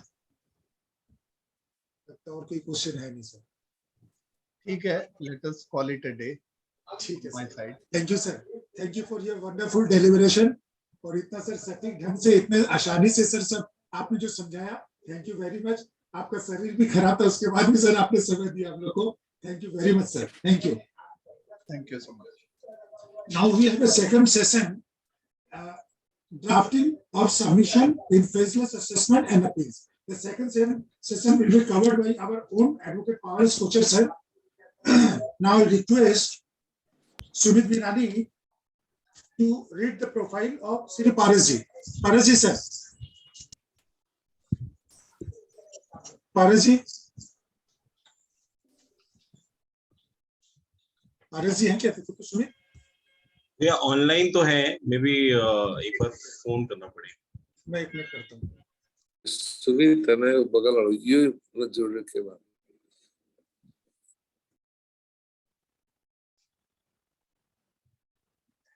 हेलो, अरे मैं तो हूँ ना यार, मैं तो हूँ ऑलरेडी। हाँ हाँ सर, नमस्कार sir. Hello, am I audible? हाँ सर, हाँ sir, you are both audible and visible sir, clear. Right sir, welcome sir. Now request Sumit to read the profile of our own learner Paras kochar, though he does not need any introduction. We have heard him from our very own, the time from where we are doing our practice. We are listening to him, we are hearing him, and we are learning from him. Now, Sumit, please read the profile of our Paras sir. Thank you so much, Mahendra Bhaiya, and I'll try to introduce Paras ji, though he does not require any introduction. So Paras ji is a author and a tax consultant practicing at Kolkata. Sir is a speaker of repute and is regularly addressing seminars and webinars on direct tax across the country. Sir has visited approximately 26 cities in India and had delivered lectures. Sir's primary focus is on search, seizure and surveys, appeal and consultancy matters across the country. Sir has written a book on practical aspects on survey, search and seizures in a question answer, or more likely an FAQ format. He is also authoring another book on plan your future through wills, succession, trust, etc., which would be released soon. Sir not only writes about income tax but has also interest in topics like motivation, spiritual, astrology, and even he is a frequent contributor in newspapers and journals. Sir has recently launched a YouTube channel called Swastik Knowledge Care for sharing his views and enriching us with different topics. Sir is an erstwhile president of DTPA, a Lions Club of Kolkata, Avantika, and is serving as a vice president in Tax Advocate Association of Bengal and BBD Bagh Professional Association. On behalf of the association, welcome you, sir. Thank you so much for the opportunity. Please offer a digital flower with it, sir. Surely I'll do that, sir.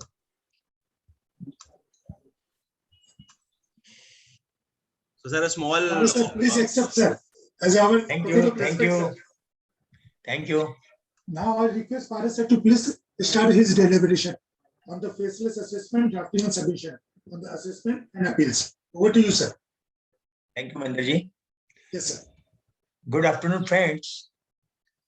Senior Vice President DS Agarwal ji, Study Circle Convener Mahendra ji, Secretary Adv Agarwal, my fellow speaker Advocate Subhash ji, perhaps he has left, and he's my very good friend also. Past presidents of DTPA, office bearers, and other parties, including the former and present officers of Income Department. I am saying some of them are present. I feel privileged And I'm also thankful to CA Mahendra Agarwal for inviting me for today's session, and also Mr. Sumit Biyani for introducing me in such an excellent manner.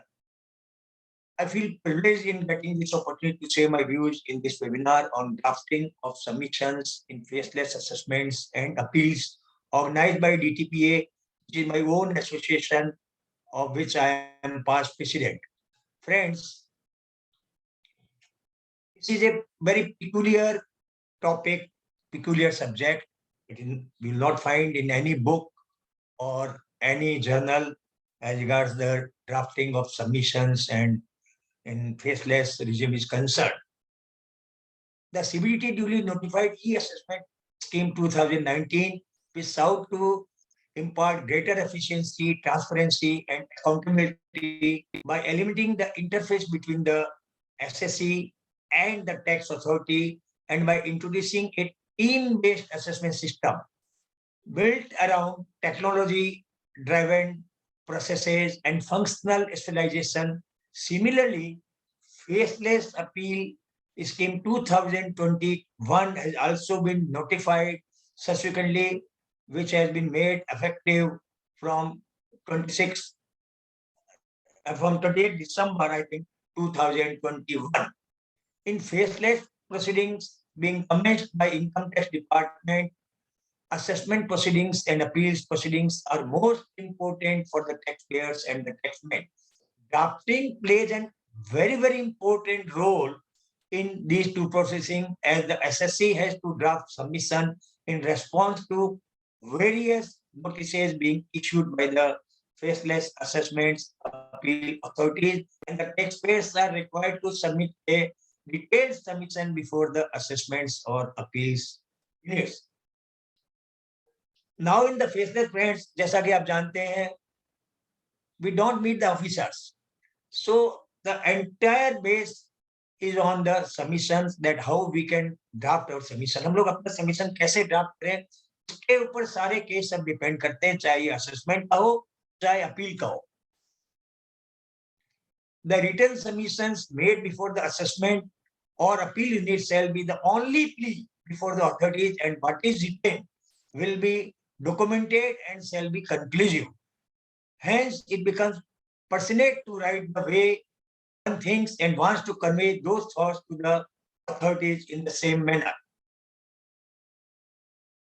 And as I have rightly told now, drafting जो है सबसे essential element है, और अगर drafting पर command सबसे बड़ी problem ये है कि physically आप कुछ भी उनको बोलते थे, कुछ भी लिख के देते थे, उसके साथ साथ आप कुछ भी बताते थे, तो वो काउंटर क्वेश्चंस आपको करते हैं, और हम बहुत कुछ बोल के भी उनको समझा देते थे अगर वो ड्राफ्टिंग से उनको नहीं समझ में आता था. लेकिन अब ऑफिसर्स को आप कुछ भी नहीं बोल सकते, तो इसलिए ड्राफ्टिंग आपकी ऐसी होनी चाहिए कि ऑफिसर से सब चीज समझ जाए. हालांकि बहुत डिफिकल्ट है किसी को राइटिंग से कन्विंस करना. अगर साथ साथ में जितना कि आप बोल के किसी को कन्विंस कर सकते हैं, राइटिंग नहीं कर सकते. लेकिन अब ये आर्ट सीखना पड़ेगा, और हमें ये लिखना है कि अगला क्या चाहता है, हम क्या चाहते हैं. खाली ये लिखने से नहीं होगा, क्योंकि अगला क्या चाहता है ये हमें ड्राफ्टिंग से ही उसे समझाना पड़ेगा, जो कि बहुत ही डिफिकल्ट काम है. इसलिए फेसलेस में अगर आप 25 साल से 30 साल से 40 साल से कुछ भी ड्राफ्टिंग करते आ रहे हैं अपने असेसमेंट में, अपील्स में, लेकिन वहां पर आपको एक अपॉर्चुनिटी मिलती थी, आप आमने सामने बैठ के समझाते थे, जो कि अब अपॉर्चुनिटी नहीं है, करीब करीब नहीं है, क्योंकि अभी भी वीडियो कॉन्फ्रेंसिंग है, लेकिन मैं इसको करीब करीब नहीं है बोल रहा हूँ. तो अब खाली ड्राफ्टिंग करके समझाने के लिए बहुत ही कुछ ड्राफ्टिंग ऐसा लिखना पड़ेगा कि अगला क्या चाहता है और आप किस तरह से ड्राफ्टिंग करेंगे. तो पहले तो 25 साल से आप ड्राफ्टिंग कर रहे थे, उससे अब जो ड्राफ्टिंग है उससे बहुत बदलाव आ गया. उन्हीं से बातों का मैं आज डिस्कशन करूंगा, मैं आप लोग के साथ में चर्चा करूंगा. हमने 2 साल के ये एक्सपीरियंस है, क्योंकि केसेस का सेशन सबको 2-3 साल का ही है, इससे बड़ा एक्सपीरियंस किसी को भी नहीं है. तो drafting of submission is really an art. The success of assessment mainly depends on drafting of submission. The taxpayer or his authority representative should draft in such a manner that every aspect is clear to the assessing officer. सारे aspect assessing officer को clear होने चाहिए drafting के द्वारा. Otherwise, अगर वो नहीं समझेगा तो additions हो जाएंगे. Drafting of submission is required under various processing of income tax, right from drafting of adjournment petition शुरुआत ही होती है आपकी एडजर्नमेंट पिटिशन के ड्राफ्टिंग से, जो खत्म होती है सेशन में स्टूडेंट आपके शोकाज नोटिस की रिप्लाई से और बाद में अपील के सबमिशन से। तो हर चीज इवन एडजर्नमेंट पिटिशन ड्राफ्ट करना भी बहुत इंपॉर्टेंट होता है। सो ऑफिसर को ड्राफ्टिंग रिटन सबमिशन से अब कन्विंस करना पड़ेगा। I am literally telling you. तो फ्रेंड्स, सबसे पहले हम आते हैं एडजर्नमेंट लेटर ड्राफ्टिंग में। पहले तो भाई कई बार एडजर्नमेंट लेटर भी हम लोग नहीं ड्राफ्ट करते थे, एओ को खाली फोन पे बोल देते कि सर आज हम नहीं आएंगे, कल आएंगे, it was sufficient.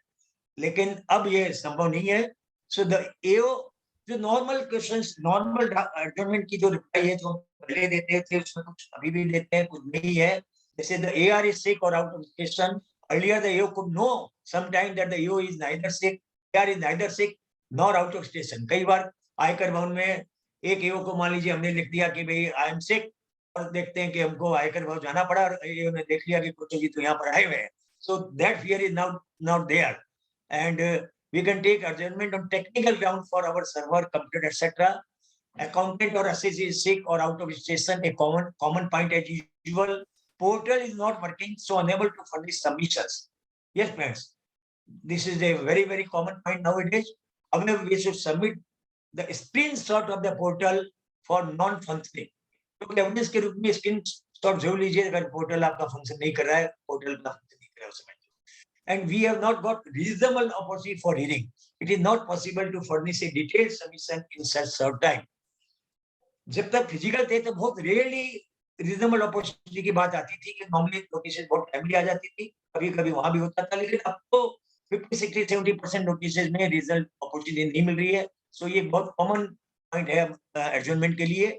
We were very busy in time bound work such as functioning of return in due date, time bounding assessment, completion of audit within due date etcetera. ये सारे common point पहले भी आते थे, आज भी आते हैं एडजर्नमेंट लेने के लिए।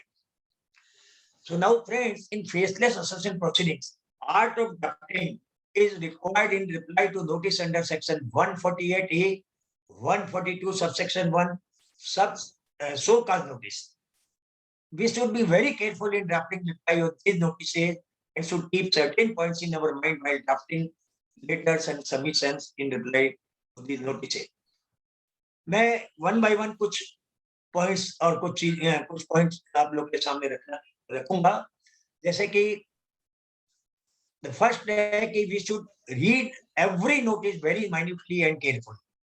हाँ जी, अब फेसलेस में आपको हर नोटिस को बहुत ही केयरफुली और माइन्यूटली पढ़िएगा। पहले नहीं था कि ऑफिसर के से जाके पूछ लेते कि सर ये क्या है, या ऑफिसर बोल देता था कि अरे आपने ये जवाब कभी तक नहीं दिया है। तो अपने we should make this habit कि every notice you should read very carefully and very mindfully. For instance, एक example दे रहा हूँ आपको कि if notice contain query like this, suppose एक query है notice में कि submit explanation with evidence for creditworthiness, identity and genuineness of loan creditors in respect of borrowed loan during the year in light of section 68 of the ITA. इससे की query जाती है, it is not imaginary. And I found that some tax consultant or the tax practitioner simply furnish the loan confirmation in reply to this query because they have not read the query in detail. उन्होंने देख लिया कि चलो ठीक है section 68 मांग रहा है, उन्होंने confirmation लगा दिया, but that furnishing of confirmation is not sufficient. यहाँ जब उन्होंने credit worthiness, identity और genuineness मांगी है and with evidence, then we should furnish a detailed explanation, जो कि हम लोग normally अपील में जो explanation देते हैं वो सारा detailed explanation यहाँ देना पड़ेगा, and along with the evidences. Evidences में आपको source, second source वगैरह में जाके सारी evidence आपको देनी पड़ेगी। अगर ये नोटिस आप ठीक से नहीं पढ़े तो उसका रिप्लाई आपका कभी भी प्रॉपर नहीं होगा। तो इसलिए ये एग्जाम्पल की बात है, every notice we should read very minutely and very properly. और नोटिस में जितने भी पॉइंट्स हैं, जितने भी इश्यूज हैं, जितने भी क्वेरीज हैं, क्योंकि क्वेरीज के साथ साथ कुछ कमेंट्स होते हैं, रिमार्क्स होते हैं, उन्हें मैं पॉइंट कह रहा हूँ, हर पॉइंट को हमें बहुत ही केयरफुली पढ़ना चाहिए और हर पॉइंट का हमें बहुत ही केयरफुली रिप्लाई देना चाहिए। कोई ऐसी क्वेरी नहीं है, कोई ऐसा इश्यू नहीं है या कोई ऐसा पॉइंट नहीं है जिसे हमें रिप्लाई देने से छोड़ना चाहिए। हम हर छोटी छोटी बात का अगर नोटिस लिखी हुई है तो हमें उसकी रिप्लाई देनी चाहिए, क्योंकि फिर सेकेंड अपॉर्चुनिटी ज्यादा नहीं मिलती है। We should give every reply in exact format given in the notice. Notice में एक पर्टिकुलर फॉर्मेट रहता है बहुत से डिटेल्स के लिए, जैसे लोन्स के लिए एटसेट्रा, शेयर के लिए, इंटरेस्ट के लिए, वो फॉर्मेट बना के भेजते हैं, परचेज के लिए। तो फॉर्मेट को मैंने देखा कि बहुत लोग इस फॉर्मेट के हिसाब से रिप्लाई नहीं देते हैं, इनकम्प्लीट रिप्लाई देते हैं। हमें चेष्टा ये करनी चाहिए कि we should furnish reply as per the format, and because of any reason if you are unable to reply as per the format, मान लीजिए फॉर्मेट में कुछ ऐसी चीज मांग लिया जो आपके लिए संभव नहीं है, तो आप कम से कम you mention in your submission that because of this reason it is not possible to reply as per the format. Otherwise आप फॉर्मेट को फॉलो कीजिए, and we should furnish evidence in respect of our reply if asked for or needed. In submitting evidence, we should not be conservative. जैसे कि मान लीजिए query में मांग लिया कि लोन क्रेडिटर की आइडेंटिटी प्रूव कीजिए। अब बहुत से लोग क्या है, सिंपली ये लिख देते हैं कि he is assessed to income tax holding 10, so identity is automatically proved. But I think faceless में खाली इतना लिखना सफिशिएंट नहीं होगा। अगर आइडेंटिटी मांग रहा है तो you furnish as much as information, as much as evidence, as much as details you can furnish. For example identity अगर मांग रहा है तो आप ट्रेड लाइसेंस इफ रिक्वायर्ड, मान लीजिए कंपनी है, फर्म है, तो आप ट्रेड लाइसेंस दीजिए।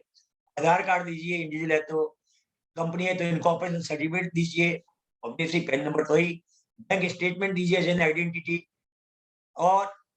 और भी कोई तरह का लाइसेंस अगर होल्ड कर रहा हो, जैसे मान लीजिए टेक्सटाइल लाइसेंस है, माइनिंग लाइसेंस है, तो एज एन आइडेंटिटी आप ये सब फर्निश कीजिए, क्योंकि इससे आइडेंटिटी पूरी प्रूव होती है। खाली पेन नंबर का लिखना is not sufficient for identity.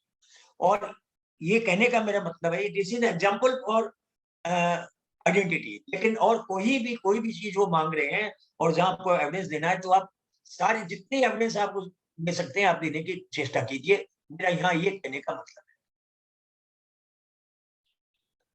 Sometimes such lengthy details are asked. इतनी lengthy details वो मांगते हैं कि जो हमारे लिए देना बहुत ही असंभव सा हो जाता है, कठिन हो जाता है।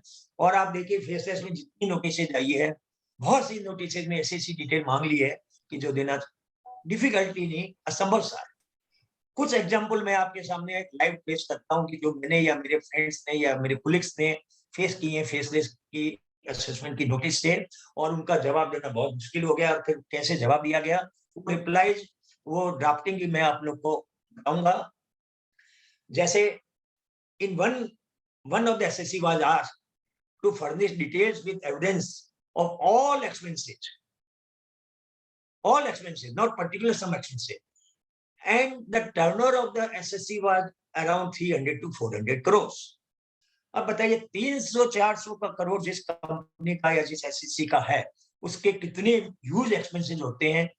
और ये असंभव सा है कि उन सारे एक्सपेंसेस की डिटेल तो देना संभव है, लेकिन विद एविडेंस हजारों वाउचर्स होते हैं, हजारों बिल्स होते हैं, वो कैसे फेसलेस एसेट में रिज्यूम में आप दिया आप देंगे, क्योंकि फिजिकल होता तो आप जाके वहां प्रोड्यूस कर देते, फिजिकल में वो संभव नहीं है। तो इस तरह की क्वेरी का कैसे जवाब दिया जाता है तो मैं आपको बताना चाहूंगा।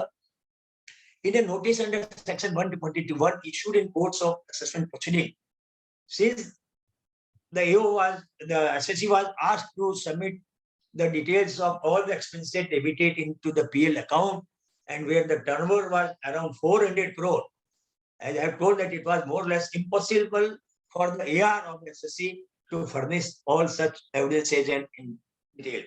So the AR filed normal submission stating that it is not possible to furnish such huge details and as regard the major, and so he requested the assessing officer that he should ask him to furnish only the major expenses of his choice, because bonus expenses cannot be filed. But the assessment unit in the second and the third notice again and again asked to furnish the details of all the expenses. So from this, it could be assumed that they are in the mood of disallowing huge expenses. That is why they are repeatedly asked. और अगर discount होता तो करोड़ों रुपया में वो discount हो जाता. Then the AR of the SSC contacted me and apprised me of the situation. I went through the notices.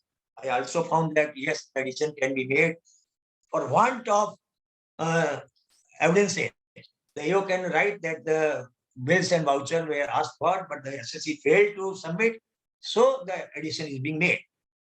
तो इसमें तो बहुत बड़ी डिमांड खड़ी हो जाती. Then I suggested the AR that you write in the notice like this. I am simply clarifying it, that what was written in the submission. Then I told him that you write that we are also submitting the details of some major expenses along with bills and vouchers for testing. Our case is being scrutinized since last 3 years regularly, and no addition was made in respect of such expenses. From the notices issued related to past assessment year, we were asked to submit details of major expenses only and evidence for some of such expenses. हमें कभी भी सारे expenses की detail नहीं मांगी गई है. हमेशा पुराने सालों में भी सिर्फ मेजर एक्सपेंसेस की ही डिटेल मांगी गई है, और उसके लिए हमने वो डिटेल और नोटिसेस भी एनक्लोज कर दी अपने सबमिशन के साथ में कि देखिए नोटिसेस में इन्होंने मेजर एक्सपेंसेस की डिटेल मांगी है, और हमने अपने असेसमेंट ऑर्डर भी सबमिट कर दिए जिसमें उसको लेके कोई भी तरह का एडिशन नहीं था. हमने एसएससी एआर को ये भी कहा कि आप ये भी लिखो कि 99% of the expenses have been made by account banking channel और cheques. Hardly 1% have been paid by cash, और वो 1% भी इतने बड़े टर्नओवर के लिए सिर्फ पेटी कैश एक्सपेंसेस ही होते हैं. ये सारी, और हमने जितने भी डिटेल्स दिए एक्सपेंसेस की, वो सारी डिटेल चूंकि we are furnishes the cash book, ledger and bank statement, आप उसको हमारे लेजर की जो डिटेल्स है, जो एंट्रीज है, जो ट्रांजेक्शन को आप उनसे बैंक स्टेटमेंट से टैली कर लीजिए. आपको वहाँ पेमेंट दिख जाएगा कि हमने वो पेमेंट किए हैं, इन एक्सपेंसेस के ही हैं, वो आपको वहाँ पता पड़ जाएगा. और हमने जो मेजर एक्सपेंसेस की डिटेल दी है टेस्ट के लिए, उसको आप चाहो तो वेरीफाई कर लो. You can issue 133(6) notice in respect of those expenses, purchases, expenses. आप उनको पार्टियों को आराम से नोटिस भेजिए, और अगर आपको रिप्लाई मिलेगी. इसके बाद भी अगर आप सेटिस्फाइड नहीं होते हो तो आप हमसे बोलिए, तब फिर हम फर्दर डिटेल्स देंगे. और इसके अलावा अगर लॉ में कहीं भी प्रोविजन है इन द फेसलेस, तो you depute one officer eight Calcutta, so we can produce our account physically along with all this and voucher, which will readily produce before him. He can go through each and every voucher. We are sure कि कोई भी voucher में आपको, कोई भी bill में आपको कोई भी तरह की प्रॉब्लम नहीं मिलेगी. Even then, if you don't agree, neither you will depute any officer, nor you will go through our circumstantial evidences, and if you make any addition, it will be high pitch assessment. And the Prime Minister, when announced the charter for the officer, one of the point was that no high pitch assessment should be made, and circumstantial evidences are also good evidence. इस तरह के बहुत सी चीजें जब हमने लिख के submission दिया, friends, no addition was made in respect of the expense. जबकि एओ ने बार-बार शो का नोटिस वगैरह में बार-बार वो सारे एक्सपेंसेस की डिटेल मांग रहा था, लेकिन बाद में असेसमेंट यूनिट ने कोई भी एडिशन नहीं किया, और विदाउट एडिशन ये ऑर्डर हमारे हाथ में आ गया. तो देखिए, इससे मैं और भी कई एग्जांपल दे रहा हूं जिससे क्लियर हो जाएगा कि फेस टेस्ट में बहुत ही डिटेल में कई बार सबमिशन बनाने पड़ते हैं, अदरवाइज ये असेसिंग ऑफिसर समझते नहीं है. One of our case was selected for scrutiny assessment. Another example I am putting, for the reason being that from the ITS data, the AO could observe that the SSC had purchased several items from Chinese companies. However, in purchase column of income tax return, the SSC had not declared any purchase during the year. Obviously, ITS data के हिसाब से आ गया कि भी आपका purchase उतना है नहीं, जबकि ITS में आपका purchase जो PL account में उससे ज्यादा purchase है. During the course of assessment proceeding, AO raised a query about the difference in ITS data and PL account, as the purchase is concerned. In response, we gave a submission that item mentioned in ITS data were of capital nature, and we had acquired the above mentioned said purchase goods for the purchase of self-consumption.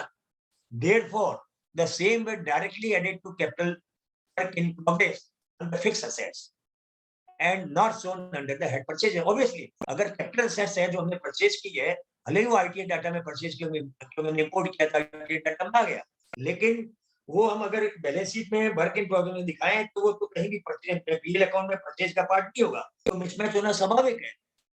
और लेकिन जब हमने इतना लिख दिया और बकायदा balance sheet से मालूम पड़ता है कि काफी ह्यूज एसेट्स है, लास्ट ईयर से बहुत ज्यादा है, तो the matter could be clear. But और हमने सारे इन्वेस्टर की copy work in progress in balance sheet, laser of work in progress along with CA certificate, even हमने सीए का सर्टिफिकेट भी दे दिया कि जो परचेज हुई थी वो कैपिटलाइज हो गई है, वर्क इन प्रोग्रेस में है, इसलिए वो परचेज की जरूरत नहीं हो रही है। But still the AO was not satisfied and issued a so-called notice for making addition of 70 crore। अब बताइए, जब सीए का भी सर्टिफिकेट साथ में लग गया, इतनी सब डिटेल्स हमने दे दी है, लेजर दे दी है, जिससे क्लियर हो रहा है, even he was not satisfied. अब ऐसे ऑफिसर को, ऐसी एसएससी यूनिट को आप कैसे सर्टिफाई करोगे? आप आमने सामने तो नहीं बैठे हो कि आप सर्टिफाई कर दो, अब आपको लिख के सर्टिफाई करना है। और प्राइमरी जो सबमिशन था, it was a perfect submission. तो even then जब शो का नोटिस आ गया तो मनसा समझ में आ गया कि वो wants to make addition. In response to the show cause notice, we had to file a big written submission as we were required to reconcile each and every item from the ledgers and sub-ledgers of work in progress. We incorporated the portion of all the ledgers and sub-ledgers along with relevant invoicing in written submission itself and reconciling the same with balance sheets work in progress. There were more than 40 spare parts used in different machinery, and it was very difficult to reconcile and explain the same in faceless assessment. However, it took 2 days to prepare the submission. At the end of, there was no addition. After giving such a detailed reply of the scrutiny assessment, the unit did not make any addition. लेकिन अगर इतनी detail submission नहीं बनाया जाता तो पता नहीं कितने करोड़ों का addition. One more example I would like to put. One of my clients' case was reopened under section 148 for the reason being he had received an accommodated entry of ₹60 lakh from a shell company managed and controlled by a entry operator of Calcutta. ये सबके common interest की चीज होगी क्योंकि कलकत्ता में ऐसी 148 70-80% 148 जो है वो सब अकाउंट एंट्री की होती है। तो after getting the reasons we filed a detailed objection challenging the reasons of merit as well as on several legal issues. However, our objection was rejected the very next. तो होता ही है लेकिन next day उन्होंने reject कर दिया because they were also prepared कि ये तो एंटी ऑपरेटर का केस होगा तो इसको एडिशन तो करना है ही, तो उन्होंने रिजेक्ट कर दिया। It might be the transaction were in the nature of loan, so in response to notice under section 142(1), we had submitted our ledger, loan confirmation, bank statement, and repayment details.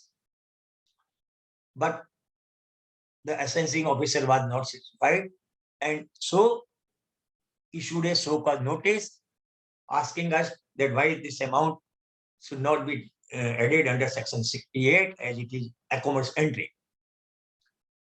Normally, friends, यहाँ एक चीज बताना चाहूंगा कि जब भी एक्रोबर्स entry का case आता है किसी भी एआर के पास में, तो ऑलमोस्ट वो श्योर होता है कि एडिशन तो होना ही है। पर्टिकुलरली फेस लेग रिजिम में तो बहुत ही कुछ हो गया कि भाई अब तो ये है नहीं कि जो सामने जाकर कुछ कन्विंस करेंगे। ऐसे केसेस में they are various ways of making the AO convince. You are well aware. I want to highlight it. So ऐसे केस में लेकिन फेसलेस में तो और कोई अपॉर्चुनिटी नहीं है, तो अब तो एडिशन होना है। पर मेरा यही कहना है कि don't be get disheartened even in case of account entry cases in faceless, don't be get disheartened, don't be get tired कि भैया ये तो एडिशन होना ही है। हमें हर केस को एक नया केस समझ के ट्राई करनी चाहिए, कारण कि वी डोंट नो कि पूरे इंडिया में कौन सा असेसिंग ऑफिसर हमारा केस करेगा। अगर मान लीजिए राजस्थान के किसी जगह का केस है और कलकत्ते का असेसिंग ऑफिसर कर रहा है और कोई अकोमोडेंटी टाइप का कोई मैटर है, तो the Calcutta assessing officer knows everything, even वो तो एंट्री ऑपरेटर को पर्सनली भी जानते हैं और वैसे केस को वो कभी नहीं छोड़ेंगे और एडिशन कर देंगे। लेकिन कलकत्ते का केस है और मान लीजिए गोवा में असेसमेंट हो रहा है या और कोई ऐसी जगह में असेसमेंट हो रहा है, तो assessing officer is not aware of all such transactions. इतनी डेप्थ की उन्हें जानकारी नहीं है। यहाँ तो अगर रीजन में नाम लिखा हुआ है असेसिंग एंटी ऑपरेटर का, तो असेसिंग ऑफिसर समझ जाता है कि अच्छा ये है। कंपनी से एड्रेस से यहाँ के ऑफिसर समझ जाते हैं कि इस एड्रेस की कंपनी है, तो जरूर ये अकाउंट ट्रांजेक्शन होंगे। I think those who are from Calcutta in the gathering must be understanding all this thing. लेकिन एक चीज ध्यान रखिए कि दूसरी जगह के ऑफिसर है वो ये सब चीजें नहीं जानते, और इसी को ध्यान में रखते हुए हमें एकदम डिटेल से सारा सबमिशन बनाना है और हमें कहीं भी डिस्टर्ब नहीं होना है। और फेसलेस असेसमेंट, क्योंकि हमें असेसिंग ऑफिसर के बारे में नहीं जानने से ये फायदा मिल जाता है, और हमें जितने डॉक्यूमेंट्स भी इसमें देने हैं वो देने चाहिए।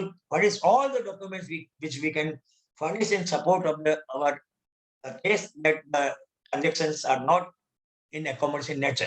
सारे केस लॉज हमें देने चाहिए, और अकोमोडेशन के नेचर के लिए आप जैसा कि फिजिकल में जिस तरह से सबमिशन बनाते आए हैं उससे भी और डिटेल सबमिशंस आप यहाँ पर बनाइए। और हो सकता है कि इतने डिटेल सबमिशन बनाने के बाद में तो ये है, क्योंकि उसको अकोमोडेशन की आइडिया नहीं है, आप लिख सकते हैं कि भाई आपने एलिगेशन लगाया कि the company is having transaction in account nature. Accommodation means cash is received और paid, then only it is a accommodation entry, otherwise accommodation entry नहीं होती है। और जब अकोमोडेशन एंट्री के लिए अगर कैश दिया और लिया का आपको कोई आपके पास में कोई एविडेंस ही नहीं है, then how our transaction can be accommodation nature. हो सकता है कि आपका असेसिंग ऑफिसर भी इसको समझे कि हाँ, जब इसमें कोई कैश और उसका कोई ट्रांजैक्शन नहीं है तो ये अकोमोडेशन कैसे हुआ, खाली लिखने से अकोमोडेशन नहीं हो गया। And friend, in that case ये सारा सब लिखने के डिटेल में लिखने के बाद में no addition was made by the assessing. Otherwise out of 10 case आप देखिए 9 केस में ऐसे एडिशंस होते हैं। मेरा ये कहना है कि डोंट गेट सर्टेन, अगर अकोमोडेशन एंट्री का भी ट्रांजैक्शन है तो आप उसको पूरी डिटेल्स में, जितनी डिटेल में उसका आप एक्सप्लेन कर सकते हैं with all the case laws and facts, आप उसको डिटेल में जाइए। और हो सकता है कि 10 में 3 केस, 4 केस, 5 केस बेसिस में आपने निकल जाए,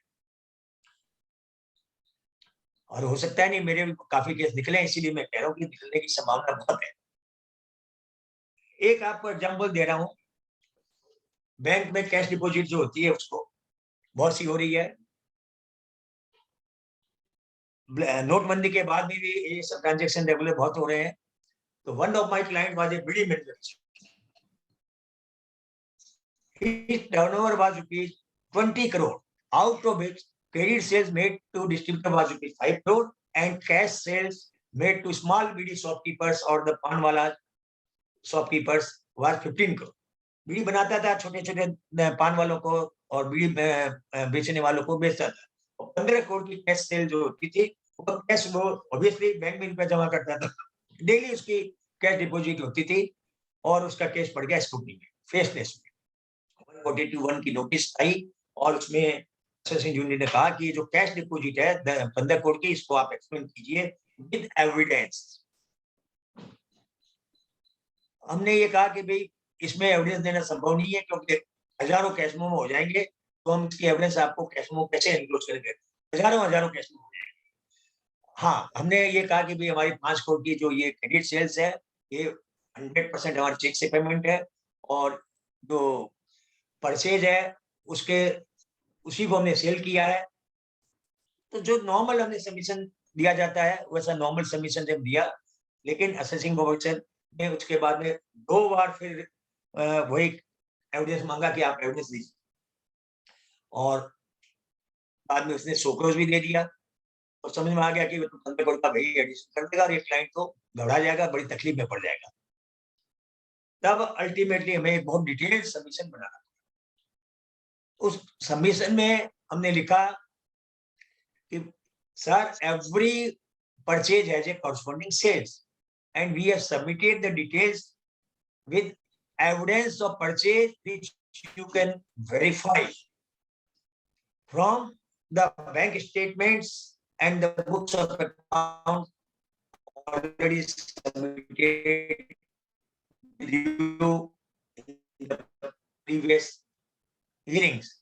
We also submitted details of date कि ये माल निकला है, इतना माल बिका है, वो evidence भी हमने दे दी. We also submitted some cash memos for test check verification and asked the assessment unit to verify it from the books of accounts submitted to him earlier. We also stated, sir, do you not purchase grades and grocery goods from the grocery shopkeepers? I wrote in the submission, sir, you must be buying. Do you get the cash memo from your grocery shop? Or if the notice is issued to your grocery shop, can he give the evidence when he's not even issuing you the cash memos? Can he give the evidence that he has sold goods to you? Then how this bidding manufacturer can give evidence when he's selling the bidi to the small shopkeepers, like your grocery shopkeeper? Sir, be practical. We also ask him that the same thing, that we are ready to produce our all the cash memo if you make arrangement for the verification. हम कुछ भी produce कर देंगे, सारे cash memo produce कर देंगे. आप यहाँ पर कोई भी तरह का verification के लिए कोई भी कर लीजिए. If the this law provides you, and again same, if you don't do and if you make the addition, it will high assessment. Same thing I repeated in this submission also. I also added one more thing, that please discuss with your superior officers and take your advice. And I'm sure that if you take their advice, they will not advise you to make addition when so much details have already been submitted. And fortunately, no addition was made when the final assessment order was received. तो detail submission से ये benefit होता है, otherwise हो सकता है कि वो कुछ एडिशन कर देता है और कोई नहीं तो जीपी का ही एडिशन कर देता है. Recently in one more case एक चैरिटेबल ट्रस्ट का केस रीओपन हुआ और उसमें रीजन था set of surprisingly charitable trust is not a business entity, so set of profit loss का रीजन ही गलत था. ऐसे हुआ बर्नोज, और the CA or the tax consultant who are dealing this case, he also made a submission, but his submission also contained about the profit loss only. यहाँ profit loss जो है वो नहीं होती है. When the SSC came to me for my view, हमने उसमें एक लाइन 4 लाइन और ऐड कर दी कि ये जो भी last year का जो loss है, it is not a loss table tax, and if the expenses is more than the receipt, that can be carried for the next year and can be adjusted against the next year's donation. So it is nothing like loss, but and it is allowed in the act. So ये हमारे extra expenses of the previous year है, excess. The assessment unit understood and did not make any addition. तो drafting का ये फर्क पड़ता है जी, कहाँ प्रॉफिट लॉस की बात चल रही थी, कहाँ चीज दूसरी थी. ऐसे there are so many examples friends which is not possible कि मैं सारे एग्जांपल दूं. आप लोग के पास भी बहुत से एग्जांपल प्रैक्टिशनर्स हैं, इस तरह के 100 का नोटिस आप लोग के पास आती रहती होगी और उनका रिप्लाई भी आप देते रहेंगे. बस यही है कि अब जो भी सबमिशन आप बनाए, 142 का फर्स्ट सबमिशन भले ही आप थोड़ा ज्यादा डिटेल में जाके नॉर्मल डिटेल में जाए, लेकिन जो ही सोखा जा जाता है या रिपीटेड की अगर वो चीज पूछी जा रही है तो आप उसको एकदम डिटेल सबमिशन में डिटेल एविडेंस दीजिए, जिससे कि कोई एडिशन का कोई स्कोप नहीं हो. और असेसिंग ऑफिसर अगर कुछ समझ नहीं पा रहा है तो आपके डिटेल सबमिशन से उसके ठीक समझ में आ जाएगा कि वो गलत था और मैटर कुछ और है, तो शायद एडिशन नहीं करे. लेकिन हम लोग अगर कैजुअल ड्राफ्टिंग करेंगे, डीप ड्राफ्टिंग करेंगे, शॉर्ट में ड्राफ्टिंग करेंगे और सारे डिटेल सारे डॉक्यूमेंट नहीं देंगे तो एडिशन की संभावना फेसिस में बहुत रहेगी. ये समझिए कि उसको क्या चाहिए, आपको क्या देना ये मत समझिए. आपके ये रिप्लाई के बाद में, आपके सबमिशन के बाद में उसके दिमाग में और क्या क्वेरी आती है वो खुद आप भी देखिए. आप रिप्लाई देखिए, उस सबमिशन को पढ़िए और समझिए कि इस रिप्लाई के बाद में काउंटर क्वेश्चन क्या हो सकते हैं, आप ही अपने आप को काउंटर क्वेश्चन कीजिए। जब आप अपने आप को काउंटर क्वेश्चन करेंगे तो आपको समझ में आ जाएगा कि हाँ ये क्वेश्चन अगर वो उठा सकता है, वो रेज कर सकता है, तो आप उसको पहले क्यों ना कवर करते हैं और उसको और डिटेल में जाके उनको आप कवर कीजिए, जिससे कि असेसिंग ऑफिसर को क्वेश्चन पहले से समझ में आ जाए और चीज को काउंटर क्वेश्चन किए बिना ही वो आपके एडिशन जो है वो कर दे। क्योंकि जो नहीं वो काउंटर क्वेश्चन करे सो में सारा एडिशन कर दे, माइंड मेकअप कर ले। कई बार ये क्वेश्चन उठता है, फेलो बैठ के पूछते हैं कि केस लॉ हमें साइड करना चाहिए कि नहीं असेसमेंट स्टेज। मेरा पर्सनल व्यू ये है कि असेसमेंट स्टेज में भी हमें केस लॉ जरूर साइड करने चाहिए जहां भी करना। और 148 के काफी असेसमेंट अभी 2022 में हुए हैं, नोटिस आई है 148 की, भयंकर नोटिस आई है, हर कंसल्टेंट ने काफी नोटिस डील की है। तो उसमें एक कुछ नोटिस आई है, मेरे पास भी काफी ऐसी नोटिस आई है, आप लोग के पास भी आई होगी, इसमें 7 दिन से कम टाइम दी गई, 5 दिन की, 4 दिन की, 6 दिन की टाइम की में नोटिस में जवाब मांगा गया। ये रीजनेबल टाइम जो नहीं दी गई है, this is not only the violation of principle of natural justice जो नॉर्मली हम लोग लिखते हैं, ये वायलेशन ऑफ लॉ है। क्योंकि as per section 148 minimum 7 days की टाइम देनी पड़ेगी। अगर 7 दिन, क्योंकि एक्ट लिखता है कि 7 दिन की टाइम देनी पड़ेगी, और असेसिंग ऑफिसर अगर 7 दिन से टाइम कम दिया है तो फिर ये आप वायलेशन ऑफ लॉ है, नोटिस इज इनवैलिड, और इस ग्राउंड को आप उसमें अपील में बहुत डिटेल में उठाइएगा, सबमिशन में भी आप टच करके छोड़ दीजिएगा, लेकिन अपील में बहुत डिटेल में उठाइएगा। इस ग्राउंड के ऊपर आप रिट में भी जा सकते हैं, रिट कोर्ट में क्या फैसला हुआ भगवान जाने, क्योंकि अभी तक तो मार्च वाली रिट की अभी तक तो चल रही है, अब सुप्रीम कोर्ट देखिए क्या जजमेंट देता है, लेकिन ये रिट भी जो है बहुत आराम से की जा सकती है। कई बार एकोमोडेस एंट्री के लिए जो भी लोन या शेयर कैपिटल के अमाउंट होते हैं उसको असेसिंग ऑफिसर लिख देते हैं कि this is accommodation in nature. बहुत कॉमन है नोटिस में लिखना एकोमोडेशन इन नेचर। हो सकता है उनके पास में कोई एविडेंस हो, और कई बार नहीं भी होती है, तो भी वो ये एकोमोडेशन इन नेचर तो लिख ही देते हैं। We should request the assessing officer to let us know how could he come to conclusion that the said company is having and is providing a accommodation transaction, और हाँ वो ये भी लिख देते हैं कि it is a cell company which has provided accommodation transaction। तो सेल कंपनी के लिए आप मांग सकते हैं कि भाई आपका क्या बेसिस है सेल कंपनी का, आपके पास क्या मटेरियल है जिसके बेस पर आप इस कंपनी को शेल कंपनी कह रहे हैं। कभी कभी वो लिख देते हैं कि from the list of the investment big it is found that it is a shell company. You will find such type of notices. You can ask, sir, please provide us the said list on the basis of which you are treating the company as shell company. Otherwise, you provide other material on the basis of which you are treating as a shell company. Normally, AO will not be in the position to provide you such list. तो ये सब बाद में आपको appeal में बहुत help करेंगे। तो इस स्टेज में आप ये जरूर मांगिए कि आपने जो एलिगेशन किया है और क्या है। प्लस एकोमोडेशन ट्रांजैक्शन के लिए भी आप कह सकते हैं कि भी व्हेन कैश इज गिवन और received then it is accommodation nature. Otherwise खाली बिना कोई एविडेंस के, बिना किसी के आप इसको एकोमोडेशन नहीं ट्रीट कर सकते। समटाइम्स तो ये आप डिटेल में लिखिए अपने सबमिशन में। समटाइम्स उनके पास में स्टेटमेंट रहते हैं एंटी ऑपरेटर के, उसके बेसिस पर भी वो बोलते हैं कि आपकी जो कंपनी है, आपको जो लोन दिया गया है वो एकोमोडेशन इन नेचर है, क्योंकि एंटी ऑपरेटर कंपनी के डायरेक्टर ने एक्सेप्ट किया है। तो as we all are doing normally कि भाई हम डायरेक्टर के क्रॉस एग्जामिन के लिए कहते हैं, वो आप यहाँ फीस भी लिखिए कि भाई उसको हमको क्रॉस एग्जामिन की अपॉर्चुनिटी दीजिए।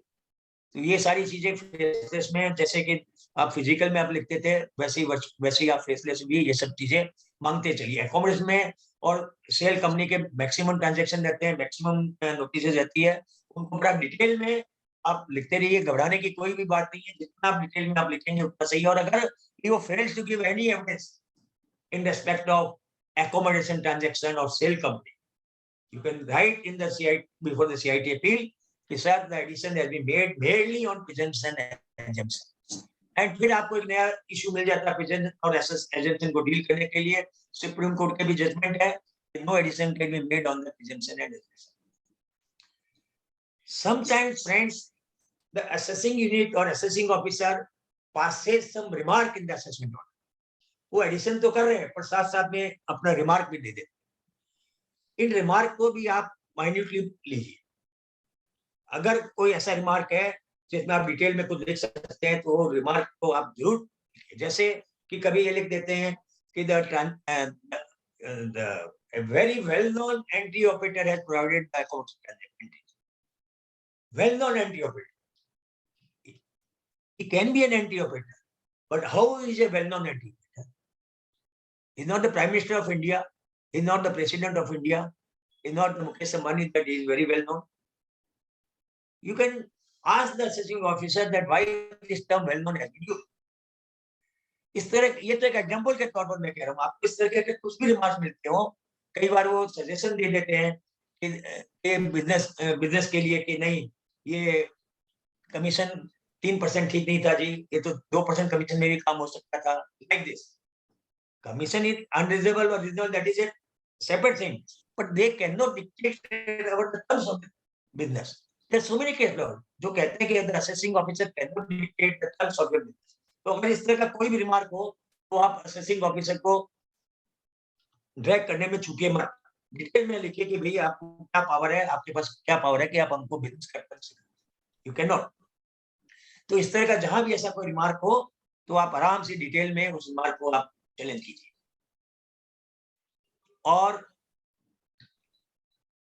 148 के जितनी भी नोटिसेज आई है, बहुत सी नोटिसेज में तो उन्होंने फाइंडिंग दी है, बहुत सी नोटिसेज में उन्होंने कोई फाइंडिंग नहीं दी.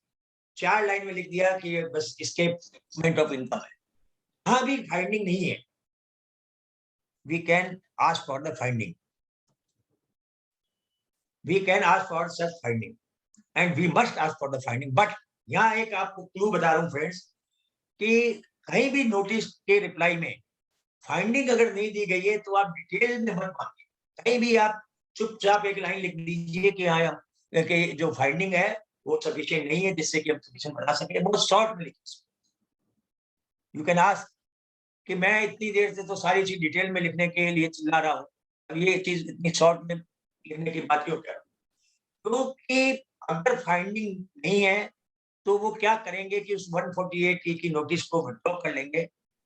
और अगर टाइम है उनके पास में तो अगर टाइम बारिंग होना है 2 दिन में बात अलग है, तो वो नई नोटिस इशू करें तो फिर आपका सारा किया कराया गुड़ गोबर हो जाएगा. इसलिए बहुत ब्रीफली चुपके से लिख दीजिए. और जब अपील में आए तो आप इस चीज को डिटेल में जाइए कि हमने तो ये रेज किया था असेसिंग यूनिट के सामने, लेकिन उन्होंने हमें कुछ नहीं, उन्होंने फाइंडिंग ही नहीं दी. और जब फाइंडिंग नहीं है तो हम अपना सबमिशन कैसे बनाएंगे, कैसे ये डिटेल लिखेंगे. और जब सबमिशन में हम अगर सारी चीज नहीं लिखेंगे तो आप इसको कैसे कंसीडर करेंगे. क्योंकि 148 में लिखा है कि after considering your submission will pass. तो जो सबमिशन आप बना ही नहीं सकते हो इन एब्सेंस ऑफ फाइंडिंग, तो कंसीडर भी कैसे करेंगे. तो ये बहुत अच्छा ग्राउंड बन जाता है बाद में अपील में टाइटल जीतने के लिए. लेकिन बहुत केयरफुल रहिए फाइंडिंग को किस तरह से आपको चैलेंज करना है, कहाँ चैलेंज करना है. Not before the assessing officer but before the CIP. Section 148 को मैं जरा डिटेल में क्यों डील कर रहा हूँ कि इस साल मैक्सिमम केसेस 148 के ही हुए थे, आगे भी 148 के होते रहेंगे.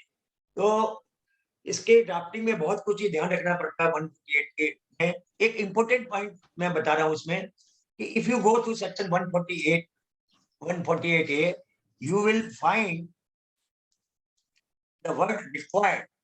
बहुत ही इंपॉर्टेंट वर्ड है मेरे पर्सनल व्यू के हिसाब से. क्योंकि देखिए मैं ये सेक्शन की 2 लाइन पढ़ रहा हूँ.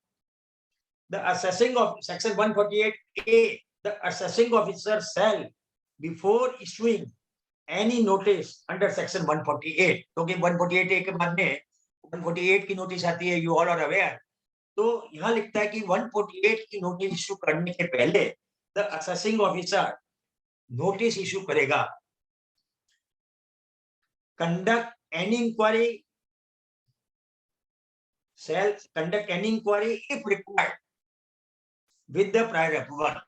तो फ्रेंड्स ये जो if required वर्ड है, इसमें मेरे कुछ डिफरेंट व्यू है. I have some different views as regard if required is concerned. क्योंकि मेरे ख्याल से if required doesn't mean that the inquiry is optional. मतलब if required का मतलब ये नहीं कि वो चाहे तो इंक्वायरी करे, चाहे तो नहीं करे. इच्छा होगी तो सेक्शन 68 के मैटर में लोन में शेयर कैपिटल में आप इंक्वायरी करेगा, नहीं तो नहीं करेगा. My view is that where it is necessary to make inquiry, wherever required, he must make the inquiry. In this connection, I had certain talk with certain senior officers of the department, some past, some present, and most of them unofficially, because officially they cannot, but unofficially they agreed. Am I audible? Am I audible? Yes, sir. Yes, sir. I thought कि okay, I'm continuing. So, friends. So if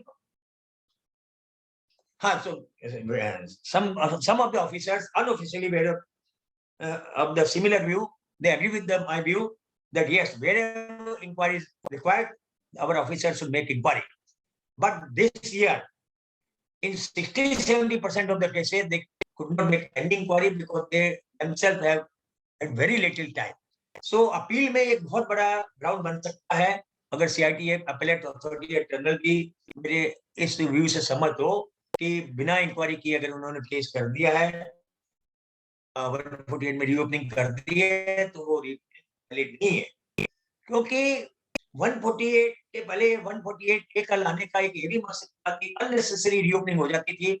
तो unnecessary reopening के लिए एक opportunity दिया SSC को अपना case put up करने के लिए, और ये भी हर तरह से अपने फैक्ट्स एंड फिगर्स उसके सामने आते हैं. तो अगर आप इंक्वायरी नहीं करोगे तो कैसे होगा? मान लीजिए सेक्शन 68 की लोन का मैटर है, आपने कंफर्मेशन फाइल कर दी है.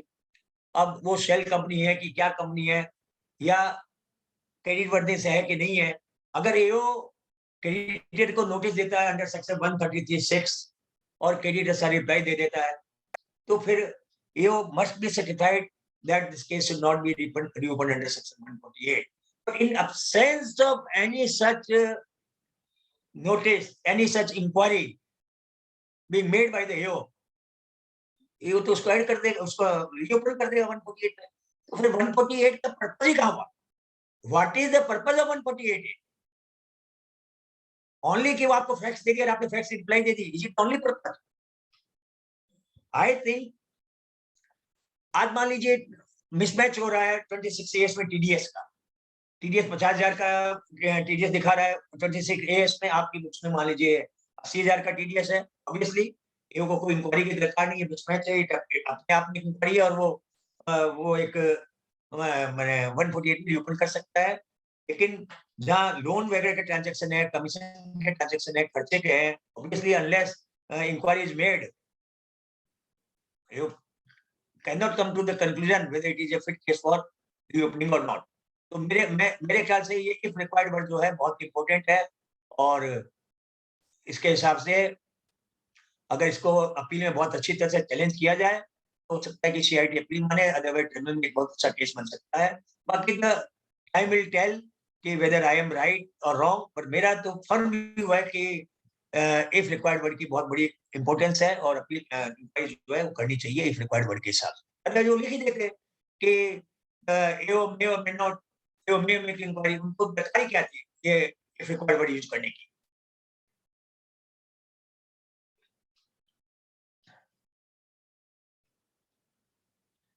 नेक्स्ट फ्रेंड्स,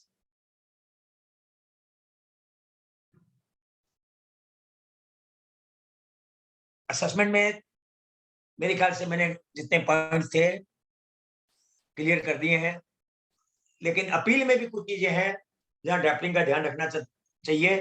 टाइम शॉर्ट है शायद. महेंद्र जी टाइम शॉर्ट है क्या? सर है सर, कंटिन्यू करिए सर, अभी है. आपको सर मन नहीं भरेगा हम लोग करते. ठीक है जी.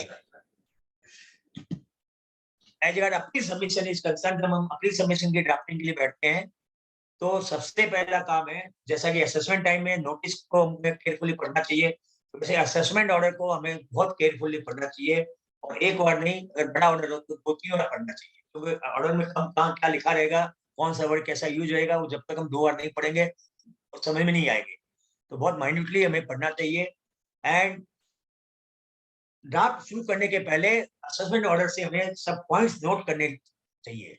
तो एडिशन है वो पॉइंट तो सामने है, लेकिन फैक्चुअल भी जो उसने लिखा है, उसने जो कमेंट्स लिखे हैं, उसने जो रिमार्क्स लिखे हैं, उसने जो रीजनिंग किया है, उन सबको हमें पॉइंट वाइज नोट कर लेना चाहिए, क्योंकि हमें हर एक पॉइंट को डील करना है सीआईटी बिल के साथ, चाहे छोटा से छोटा उसका रिमार्क हो, चाहे कमेंट हो, चाहे उसका ऑब्जर्वेशन हो, each and everything we have to deal before the CIT appeal, and we should deal every fact, whether small or big, in detail.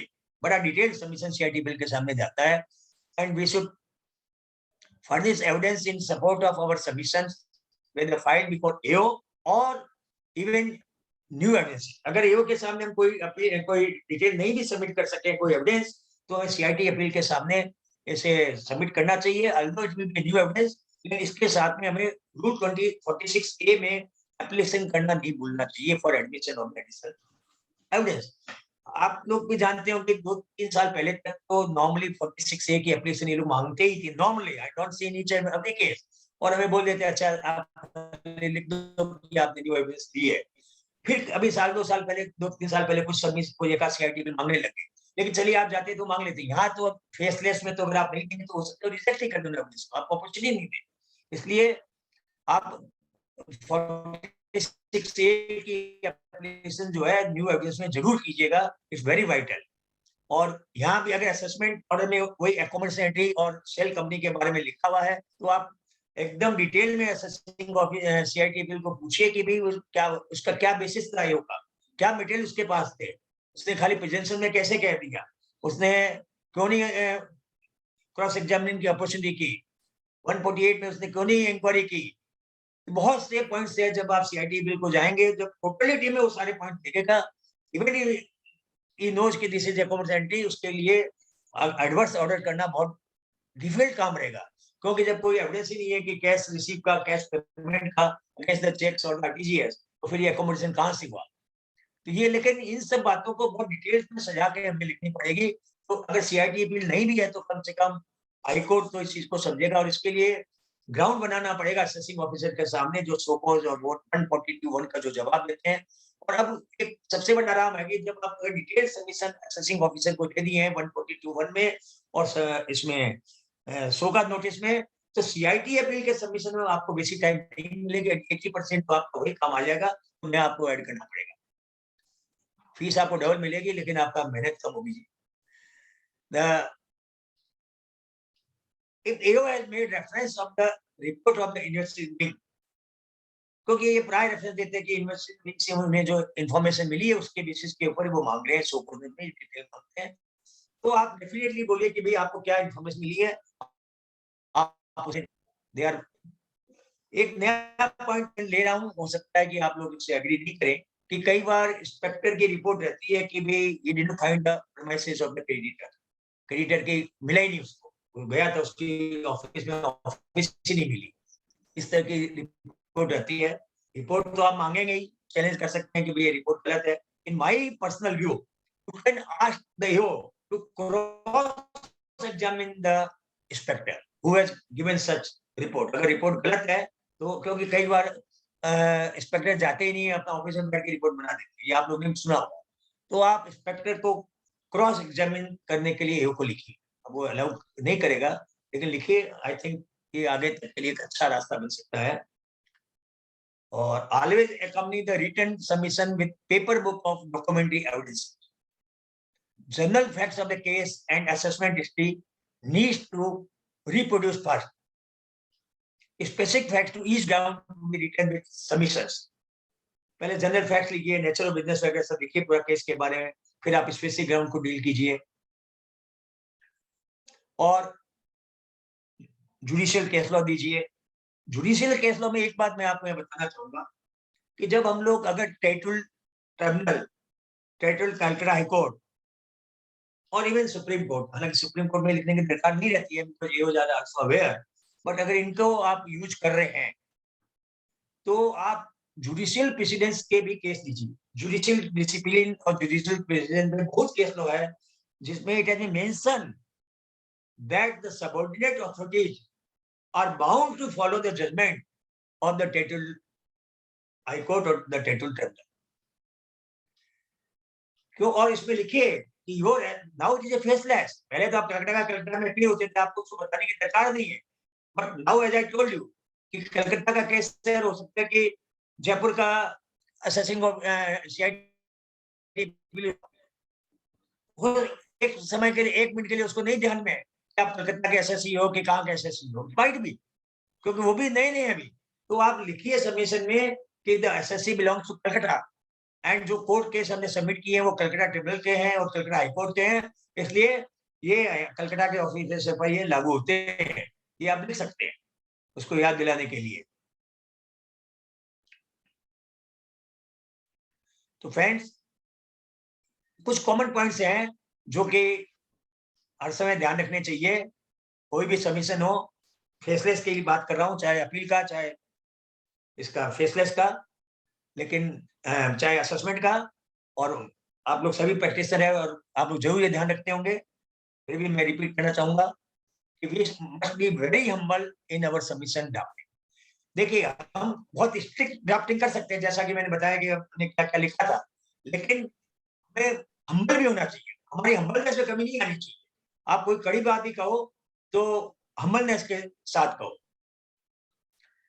The language used in submission should be clear and transparent, और बहुत simple language होनी चाहिए। तो simple होनी चाहिए कि देखिए, कौन ऑफिसर कितनी अंग्रेजी जानता है, हम नहीं जानते। बहुत से प्रोबेबिलिटी ऑफिसर्स हैं वो अच्छी तरह से इंग्लिश भी नहीं जानते, रिजर्व कोटा के ऑफिसर्स हैं। तो आप अगर खूब कड़ी अंग्रेजी लिखेंगे और वो नहीं समझेंगे तो अल्टीमेटली एडिशन करना उनका सबसे बड़ा कवच है। एडिशन करने में उनको कोई तकलीफ नहीं है, उनको कोई क्वेश्चन नहीं होता, नहीं एडिशन करने में क्वेश्चन होता है। अगर वो नहीं समझेंगे तो एडिशन करेंगे। इसलिए बड़ी सिंपल लैंग्वेज यूज कीजिए और इंपॉर्टेंट पैरा जो है उनको हाईलाइट कीजिए या बोल्ड में लिखिए, जिससे कि वो जिस्ट को बहुत जल्दी समझ जाए। और document enclose should be properly legible, क्योंकि वो अगर समझ ही नहीं पाएंगे, पढ़ ही नहीं पाएंगे ठीक से तो दिक्कत होगी। इसलिए आप ध्यान रखिए कि जो भी आप डॉक्यूमेंट एनक्लोज कर रहे हैं तो पढ़ने लायक है कि नहीं है। ये अपनी ड्यूटी है, ये सब ध्यान रखने की। और स्पेलिंग और पंक्चुएशन का एरर नहीं हो, ड्राफ्टिंग में सेंटेंस की ड्राफ्टिंग में गलती नहीं हो, ये सब बहुत केयरफुली ध्यान रखिए, क्योंकि इसका बैड इंप्रेशन पड़ता है अगर स्पेलिंग की मिस्टेक्स है और पंक्चुएशन की मिस्टेक्स है। तब तो गूगल ही ठीक कर देता है आपको स्पेलिंग को, इसलिए खाली ध्यान रखने की चीज है। Submission should be drafted in detail, but not so lengthy that the taxman dislikes to read it properly. आप इश्यू वाइज जितना लिखना लिखिए, कितना भी लेंदी हो, लेकिन अनर्गल मत लिखिए उसको लंबा करने के लिए, जिससे कि असेसिंग ऑफिसर इसको पढ़ने नहीं चाहे। और रिपीटेशन नहीं होना चाहिए, रिपीटेशन करके आप उसको मत कीजिए, लंबा मत कीजिए। और जब कोई केस लॉ आप दे रहे हैं तो पहली बात तो केस लॉ को पढ़िए कि वो केस लॉ जो है आपके फैक्ट के लिए रेलेवेंट है कि नहीं।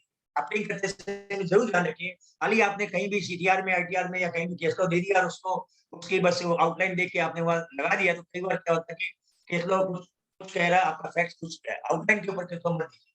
आप उसको पढ़िए और जो रिलेवेंट फैक्ट्स है उस केस का के जिस्ट वही दीजिए जो आपके फैक्ट से मेल खा रही है, खाली उतनी जिस्ट दीजिए, जिससे कि आपका सबमिशन मेन चीज भी आगे अननेसेसरी आपका सबमिशन जो मैं कर रहा हूं अननेसेसरी बड़ा नहीं होना चाहिए, अननेसेसरी बड़ा भी नहीं। आप चाहे 25 केस लॉ दीजिए, 50 पन्ना का सबमिशन दीजिए, तो जिस्ट है डीप में दीजिए। पूरा का पूरा केस लॉ अगर मत उतारिए, पूरा केस लॉ ही उतार देते हैं, is not a good practice. आज से बहुत साल पहले एक सीआईटी अपील होते थे, मिस्टर कालरा, एंड वो बहुत जल्दी एक्सपायर कर गए ड्यूरिंग मैंने सर्विस में। वो यहाँ से चंडीगढ़ ट्रांसफर हुए और साल के महीने में एक्सपायर कर गए। उनका बहुत नाम हुआ था, पर वो बहुत अच्छे ऑफिसर थे, लेकिन वो उस समय में 300-300 400-400 पन्ने के ऑर्डर देते थे। फर्स्ट सीआईटी बिलिंग कलकत्ता जो 300 पन्ना का सीआईटी बिल के ऑर्डर होते थे। लेकिन वो बड़ा ऑर्डर क्यों होता था? वो पूरा केस ही उठा देते, don't know what was the reason.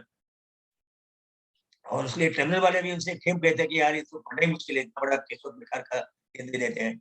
And if required we can use strong words in our submission, जो मैंने भी कहा था, रिपीट कर रहा हूँ कि such as so-called notices like non-application of mind, bias, baseless, unjudicious, improper, lack of knowledge, harassment, इस तरह के बहुत से वर्ड है वो आप माने झिझकिए मत, उनको आप जरूर से दीजिए। और अब तो और भी घबराने की बात नहीं, अब तो फैसला से आपका सचिव ऑफिसर या शेड्यूल जानते नहीं आपको। पहले तो फिर भी वो एक दूसरे जानते थे तो हम लोग बहुत चीज लिखने में झिझकते थे, लेकिन अब झिझकने की कोई बात नहीं है। हाँ, लेकिन शालीनता से, हम्बलनेस से लिखिएगा। In faceless proceeding we have no personal relation, so there is no harm. लेकिन पहले हार्म होता था, और her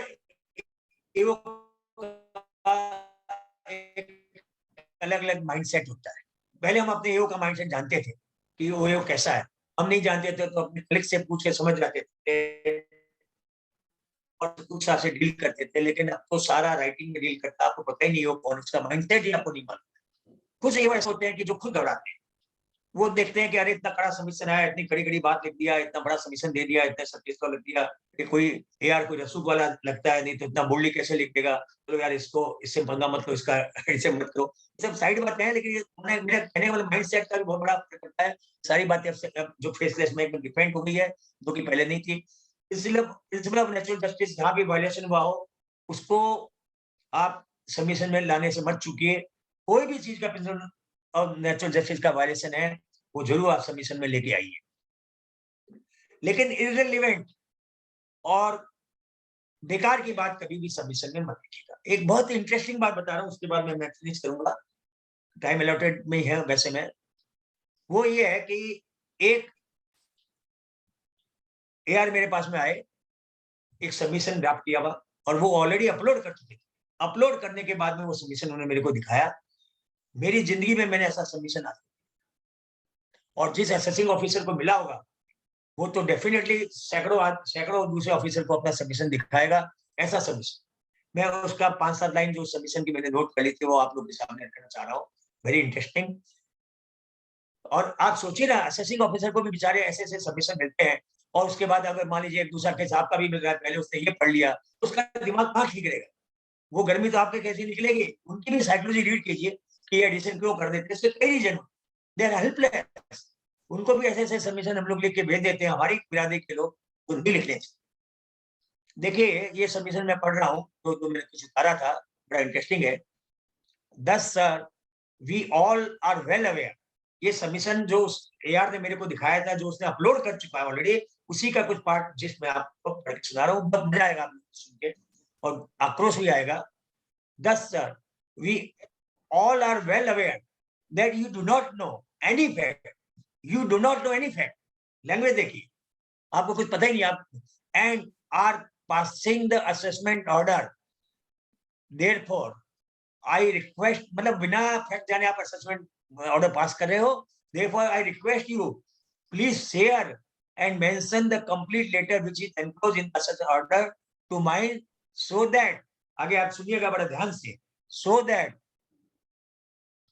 after passing the assessment order, if I commit suicide, then this may be treated as my dying declaration as the one which is correct as per Supreme Court. मैं repeat कर रहा हूं,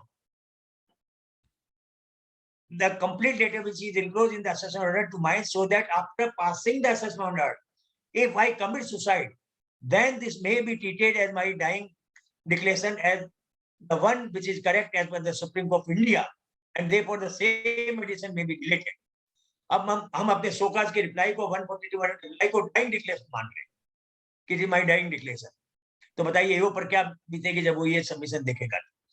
also we may be allowed the liberty to challenge the reopening under section 148 of the income tax act as you have not passed the order under section 148 of the excess. Also the same matter, a fitness certificate of the income tax website, fitness certificate of the income tax website may be kindly attached, because on all the days mentioned in the draft order, the same website was not functioning at all. Also, I wanted the method adopted to arrive at 48.30 lakh, because, अब आगे सुनिएगा, ये भी बड़ा important sentence है, because the Ahmedabad investigation wing was under influence of alcohol when the appraisal report was prepared by them. And also in the same case now, the appraisal report and the signature of the commissioner signing the authorization to the reopening of the session may also be shared. Appraisal report को भी share नहीं होती है. Also, why the reopening under section 148 is done and not section 143C, ये तो ठीक है. चलिए अब देखिए. Also, being a government servant, 24 hours on duty, you shall be required to work for 24 hours and give me the information. आप 24 घंटा काम कीजिए बिकॉज आप गवर्नमेंट सर्वेंट हो और हमको आप इन्फॉर्मेशन देते रहिए. ये कोई लेटर होता बताइए? Very bad, very very dirty, very wrong. इस तरह का लेटर कभी भी नोटिस किसी भी ऑफिसर को कभी भी डिपार्टमेंट को नहीं लिखना चाहिए. मेरा कहने का मतलब है कि हम ये नहीं कहते आप लोग ये लिखेंगे कि कोई भी नेक्स्ट बात हमें उसमें नहीं लिखनी चाहिए. और लास्ट पॉइंट कि हर सबमिशन में जो आप सब लिखते भी होंगे कि हमें लिखना चाहिए कि we are ready to furnish all details, further details और further information if asked for by your honour in the next hearing. ये बड़ी कॉमन बात है, लेकिन जो हमें लिखना चाहिए में तो जरूर लिखना चाहिए. तो friends, to summarise, drafting is a skill and can be developed only by practicing it. The more one interests herself with the interest, the better she will become in the process. Good writing can reflect the intentions and preparation of the writer clearly and avoids or reduces complications. Effective drafting is not using flamboyant language, but it is the combination of extensive research about the law, knowing the distinct facts, learning on what not to write or disclose, and being crisp and expressive at the same time. There is no common yardstick to drafting, and what the article speaks is general understanding based on my experience. However, specific situation may result an exception to general rules. I would conclude by saying good drafting is all about expressing yourself and making the reader understand the same thoughts as writer precise. It is one continuous journey to keep learning, growing, and evolving. I would like to inform that I am writing, friends, I am writing another book on plan your future through will, succession, etc. And this book will be released very soon. My book, Practical Aspects of Search and Seizure in Question Answer format, has been quite successful. And apart from income tax, friends, I have also started writing motivational and social articles which are being published in newspaper, and I have given 1 and 2 lectures also. And with these words, friends, I thank you for your patient hearing. और कहीं भी कोई गलती हुई हो तो मैं क्षमा का प्रार्थी हूँ, और मैं ख्याल से मैंने अपनी टाइम में कंप्लीट कर दिया. कोई केस कोई भी before sir, very within the due time sir. सुना ही नहीं दे पा रहा है, हिंदी सुन नहीं पा रहे हैं. सर आपने बहुत अच्छी तरह से सर कंप्लीट किया टाइम के अंदर ही sir. Thank you. Any audience have any question, they can unmute themselves and ask. Mahesh, he has probably raised a hand. Krishna Kumar ji, please ask your question. Paras ji, हाँ बोलिए. thank you for your such nice deliberation. There are few small query in my mind. बताइए. In our earlier hearing before NFSC, I asked in 2-3 cases regarding the cross examination, but they never allowed this. So what is the system of the cross examination in the physical assessment? When we request to the AO, then AO has given the opportunity of the cross examination. Yes. But in the NFSC, I wrote 2-3 in my 2-3 cases, but they never gave me the any opportunity. So is there any system for the cross examination in NFSC assessment, faceless assessment? I tell you, ऐसा है कि even when they were physical assessment, in 99% cases वो लोग cross examination की opportunity देते नहीं थे because of prosecutor. In 1% cases खाली cross examination की opportunity देते थे, और ये natural justice पर criminal के बहुत बार cases हमें relief खाली इसी cross examination मिल जाती. तो नहीं दे रहे तो अपने लिए खराब नहीं है, चाहिए अपने लिए। और जहां तक फेसलेस का सवाल है, फेसलेस के लिए चूंकि फेसलेस है सारा चीज, तो असेसिंग ऑफिसर खाली एक ही तरीके से टू माय नॉलेज आपको अपॉर्चुनिटी दे सकता है, एंड वो है अगर वो कमीशन कर देता है इसको इन्वेस्टमेंट बैंक को। अदरवाइज कहीं भी कोई गुंजाइश ही नहीं बनती है कि किसी तरह से भी फेसलेस में cross examination. Cross examination is not the matter of income tax. अगर फेसलेस में उन्हें सुविधा है कि नहीं है, उससे हमें क्या मतलब। क्रॉस एग्जामिनेशन तो हमारा सिविल लॉ की मैटर है, और हमारा उसके हिसाब से अगर क्रॉस नहीं देंगे तो department loose.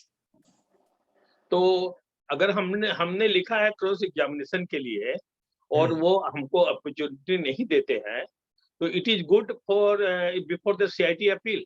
Yes, it is always good for CIT appeal and before ITAT.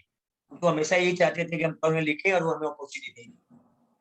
तो आपके साथ में ऐसा कोई वाकया हुआ कि आपने लिखा हो क्रॉस एग्जामिनेशन के लिए और आपको एनएफएससी से कोई अपॉर्चुनिटी मिला हो क्रॉस एग्जामिनेशन? एनएफएससी से नहीं मिली है। फिजिकल में देखिए, ब्लॉक असेसमेंट के टाइम में बहुत बार ऐसा मौका मिलता था कि क्रॉस एग्जामिनेशन करना पड़ता था, उसका था अपॉर्चुनिटी मिलती थी, लेकिन एनएफएससी से अभी तक ऐसा कोई मौका नहीं मिला है। नंबर 1। नंबर 2 सर, ये स्टे ऑफ डिमांड जब हमारा असेसमेंट एडिशन होकर आता है, तो स्टे ऑफ डिमांड का पिटीशन कहाँ पर फाइल करना है सर? आप स्टे ऑफ डिमांड तो आप असेसिंग ऑफिसर भी करेंगे ना, क्योंकि हमारे पोर्टल में ऐसा कोई जगह नहीं है जहां हम स्टे ऑफ डिमांड के लिए हम आवेदन कर सके। डिमांड कलेक्शन तो असेसिंग ऑफिसर ही करेगा ना। नहीं, वो तो सही है सर। तो नहीं, मेरा 2 सवाल था इसमें सर। एक तो स्टे ऑफ डिमांड का पिटीशन फाइल करना, नंबर 1। नंबर 2, जो 20% देने का जो नियम है, 20% वाला सर, है ना? सॉरी सर, 20% जो देने का प्रावधान है इनकम टैक्स में, तो वो 20% हमें कब देना चाहिए सर? पहले you must file the stay petition, then you will give to the jurisdiction level JO, to the JO, माने jurisdiction assessing JO, the demand, he will give you the opportunity of hearing, and he will either accept or reject the stay petition.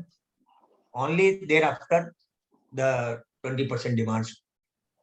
तो हमारा जो case sir होकर आया है, और अगर आप 20% देने के लिए राजी हैं तो आपको इतना दरकार ही नहीं है, आप खाली इसको 20% पेमेंट करके आप एक लेटर दे दीजिए कि you have already paid 20%, so stay should be granted, वो अपने हम ग्रांट कर देंगे। नहीं, सवाल सर मेरे देने का राजी होने का नहीं है।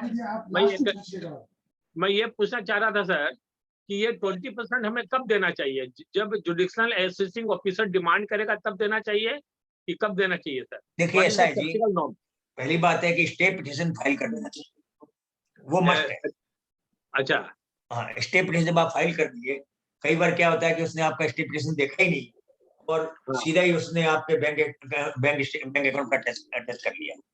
देखिए इसका कोई फिक्स प्रोसीजर नहीं है, इस ईओ के दिमाग में क्या जाता है वो क्या कर देता है। वो एक्चुअली बात कर रहा हूँ लीगली है कि without rejecting your stay petition he can not attach bank account. वो कोई पीओ इशू नहीं कर सकता बिना आपका स्टे पिटीशन रिजेक्ट किया। तो स्टे पिटीशन जब तक नहीं रिजेक्ट होता एक तरह से आपका स्टे, लेकिन अगर उसने कर दिया तो या तो आप कमिश्नर को बोलिए, कमिश्नर इसको खोलेगा, लेकिन वो लोग खोलते नहीं, उसके पहले फिर स्टे पिटीशन को रिजेक्ट करके उसको कंटिन्यू कर देते, या फिर आप रिट कर दीजिए तो रिट हाईकोर्ट भी इसको बोलेगा कि ठीक है आप इसको खोलिए और आपको फ्रेश इनका पिटीशन जो है हियरिंग कीजिए।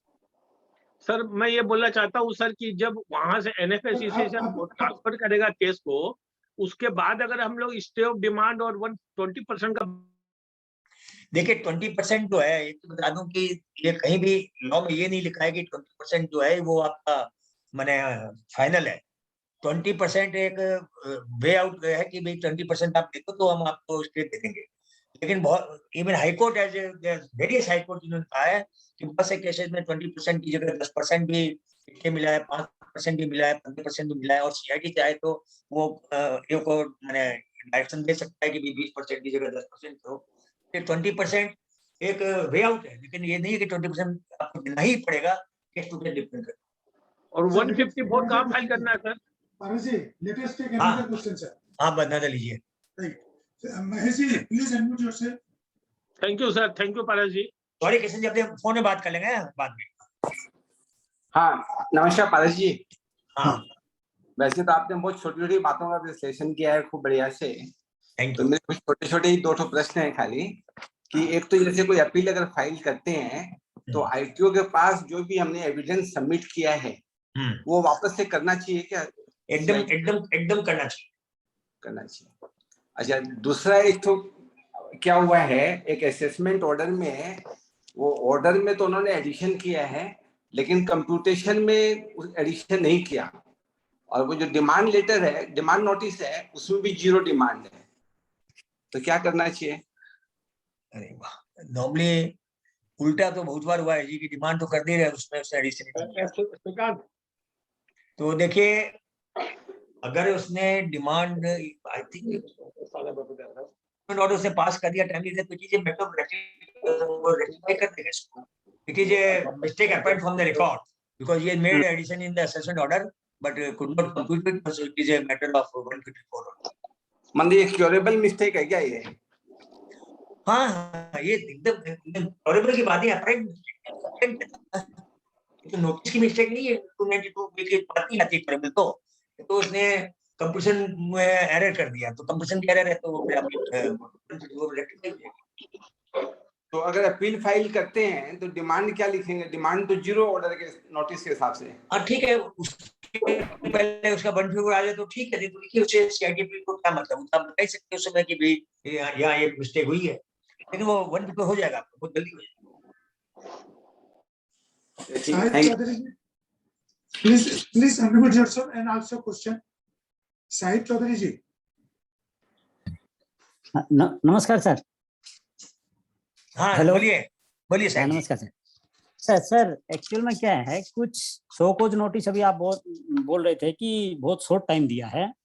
एक मैं एग्जांपल बता रहा हूँ, रात को 10:33 पे शो कोज नोटिस इशू हुआ है और आपको टाइम दिया 11:59 तक, मतलब 2 घंटा से भी कम। तो इस तरह के केस में क्या करना चाहिए सर? ये तो रिट कीजिए और कोई रास्ता नहीं है आपके पास में, क्योंकि इसको एडमिनिस्ट्रेटिव लेवल पे कोई मैकेनिज्म नहीं है क्या कि जो ऑफिसर इस तरह का काम करते हैं उसके लिए? हाँ एकदम है, फेसलेस के लिए आई डोंट रिमेम्बर वेबसाइट बनाई हुई है, आप उसमें ग्रीवेंस में डालिए, कंप्लेंट कीजिए। मतलब अगर कोई इस तरह के नोटिस इशू कर रहे हैं, वो मतलब पूरे सिस्टम और सबको टू द ग्रांटेड ले रहे हैं, इशू ये एकदम ले रहे हैं जी, बहुत केसेस में ऐसा हो ही रहा है, लेकिन आप उनका रात को 10:33 पे आप नोटिस डिजिटल लगाओगे और 11:59 तक आप जवाब दो। नहीं तो इसका तो यही रास्ता है जी कि आप उनको ग्रीवेंस में डालिए, वो वेबसाइट है इसकी, आप मैं फोन में बता दूंगा क्या वेबसाइट नहीं डिपार्टमेंट वालों ने, जो आप कंप्लेंट फाइल कीजिए ना, और यू मस्ट। अच्छा, और एक और केस था सर जो अभी आप ये सर बोल रहे थे, उसका मेरा उल्टा केस कि आपका ऑर्डर में कोई एडिशन का जिक्र नहीं है, उसमें लिखा है कि जो आपने डॉक्यूमेंट सबमिट किया है that is accepted, but computation में एडिशन किया है, तो इसको 154 करना चाहिए कि अपील करना चाहिए? वही मैं कह रहा हूँ, वहाँ डिपार्टमेंट करेगा उनके केस में, इस केस में आप उनको करें तो उसको क्या या पैरेलल अपील भी करना चाहिए? अपील तो ऑलवेज कर देना चाहिए, 150 करके छोड़ दीजिए, अपील कभी तक भूलिए, जब भी हो ऐसा केस तो आप दोनों कीजिए बस। अच्छा ठीक है, thank you sir. Adv Agarwal ji, please unmute yourself and ask your question. प्रणाम Paras uncle, it was a very informative session. बहुत सिंप्लीफाइड वे में आपने सब चीज बताया ड्राफ्टिंग के बारे में। अंकल मेरा 2 सेट ऑफ क्वेश्चंस था विद रिगार्ड्स टू 148A। जैसे in one of the cases before the adjournment date closure order pass हो गया एंड उसमें 148 में केस रीओपन कर दिया, और मेरे पास जैसे मेल आया हुआ था कि आपने जो एडजॉर्नमेंट रिक्वेस्ट सबमिट किया है that has been submitted successfully, तो उस केसेस में क्या करना चाहिए? ये सर मैंने आपको कहा था सर, मैंने अपने सबमिशन में अपने डेलीब्रेशन में प्रिंसिपल्स ऑफ नेचुरल जस्टिस, ये सारे प्रिंसिपल ऑफ नेचुरल जस्टिस का है। आप सीआईटी अपील में जब आप बोलेंगे कि हमको एडजॉर्नमेंट नहीं ग्रांट किया गया और उसके पहले ऑर्डर पास किया गया, तो उससे ऑर्डर नल एंड वॉइड नहीं होगा। आप अगर रिट भी करती हैं और रिट में भी प्रियांशी तुम ये बोलती हो कि सॉरी मैं आप बोलता हूँ गलती कर रहा हूँ प्रियांशी तुम ये बोलती हो कि हमें अपॉर्चुनिटी नहीं दी गई, हाई कोर्ट इसका will take note of it, लेकिन he will give an opportunity to the assessing officer कि भी ठीक है ये 2 महीना में इनका ऑर्डर पास करो, 3 महीना में ऑर्डर पास करो। इससे बेसिक कुछ नहीं हो सकता। हाँ, एक बात जरूर है, बॉम्बे हाई कोर्ट ने अभी 2-3 केसेस में कॉस्ट लगा दी है असेसिंग ऑफिसर के ऊपर इस टाइप की मैटर्स। तो कोई अगर स्ट्रिक्ट जज होगा और अगर असेसिंग ऑफिसर पर कॉस्ट लगा देगा, साहिब जी आपके भी केस में मैंने कॉस्ट लगाने की संभावना होती है, अगर आप रिट कर देते या अभी भी तो कॉस्ट लगा सकता था इस टाइप के केस। तो इस केस में अंकल रिट में जाना इज अ बेटर ऑप्शन कि अपील में जब जाएंगे तब सबमिशन करना नहीं, इज रिट में जाने में कोई फायदा नहीं है, उसको अपॉर्चुनिटी फिर दे देगा तो आपको क्या फायदा होगा तुमको। इससे अच्छा तुम अपील में ये से पढ़ लो, लेकिन इससे अपने ये सोचे कि कोई केस अपने बहुत फेवर में आ जाएगा, ऐसी बात नहीं है। खाली इतना ही है कि सीआईटी बिल के माइंड में ये रहेगा कि एओ ने इनको अपॉर्चुनिटी प्रॉपर नहीं दी, तो बोले ठीक है, आपको जो आप उससे में नहीं बोले आप यहाँ बोलिए, और अगर आप कोई एविडेंस नहीं दे पाए आप यहाँ दीजिए, वो रिमांड कर देगा केस को। और uncle second set of question ये था कि most of the orders that's passed under 148A उसमें सिर्फ एओ एक ही लाइन लिख रहा है that the submission submitted by you was not satisfactory despite giving all the documents that are relevant to the alleged to the information that is alleged by the AO। तो उस case में क्या करना चाहिए? It is not a speaking order, और since it is not a speaking order, इसका benefit तुमको tribunal में सीआईटी में ट्रिब्यूनल में मिल जाएगा। बहुत से केस में हो जाएगा कि स्पीकिंग ऑर्डर नहीं है तो ऑर्डर जो है वो रॉन्ग है। इन सब का इमीडिएट बेनिफिट कुछ भी नहीं है, लेकिन सारे फायदे की चीजें हैं जिनके लेके आगे मैंने एओ का ऑर्डर एडवर्स होने के सारे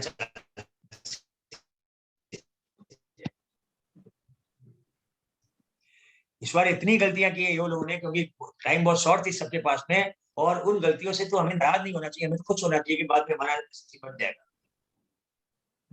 thank you so much uncle. Smith Saurabh, please unmute yourself and ask your question. Yes sir, thank you sir, thank you. Yeah. Sir, नमस्ते सर। हाँ नमस्कार, बताइए जी, हम लोग मिले थे शायद। मैं sir yes sir NTC Kolkata में सर। यस सर, हाँ वही तो कह रहा हूँ, हम मिले थे वही बता रहा हूँ। मेरा यस मेरा सर क्वेरी है कि अपील एक करना है सर, मैंने कर दिया अपील, और उसमें 154 भी करना है रेक्टिफिकेशन में। एक्चुअली जो टैक्स जमा था उसको असेसिंग ऑफिसर ने कंसीडर नहीं करके टोटल टैक्स पर 234A-B-C का इंटरेस्ट लगा के डिमांड क्रिएट किया। तो मैंने सोचा कि अपील कर देता हूँ, फिर रेक्टिफाई भी कर दूंगा, रेक्टिफिकेशन में भी डाल दूंगा।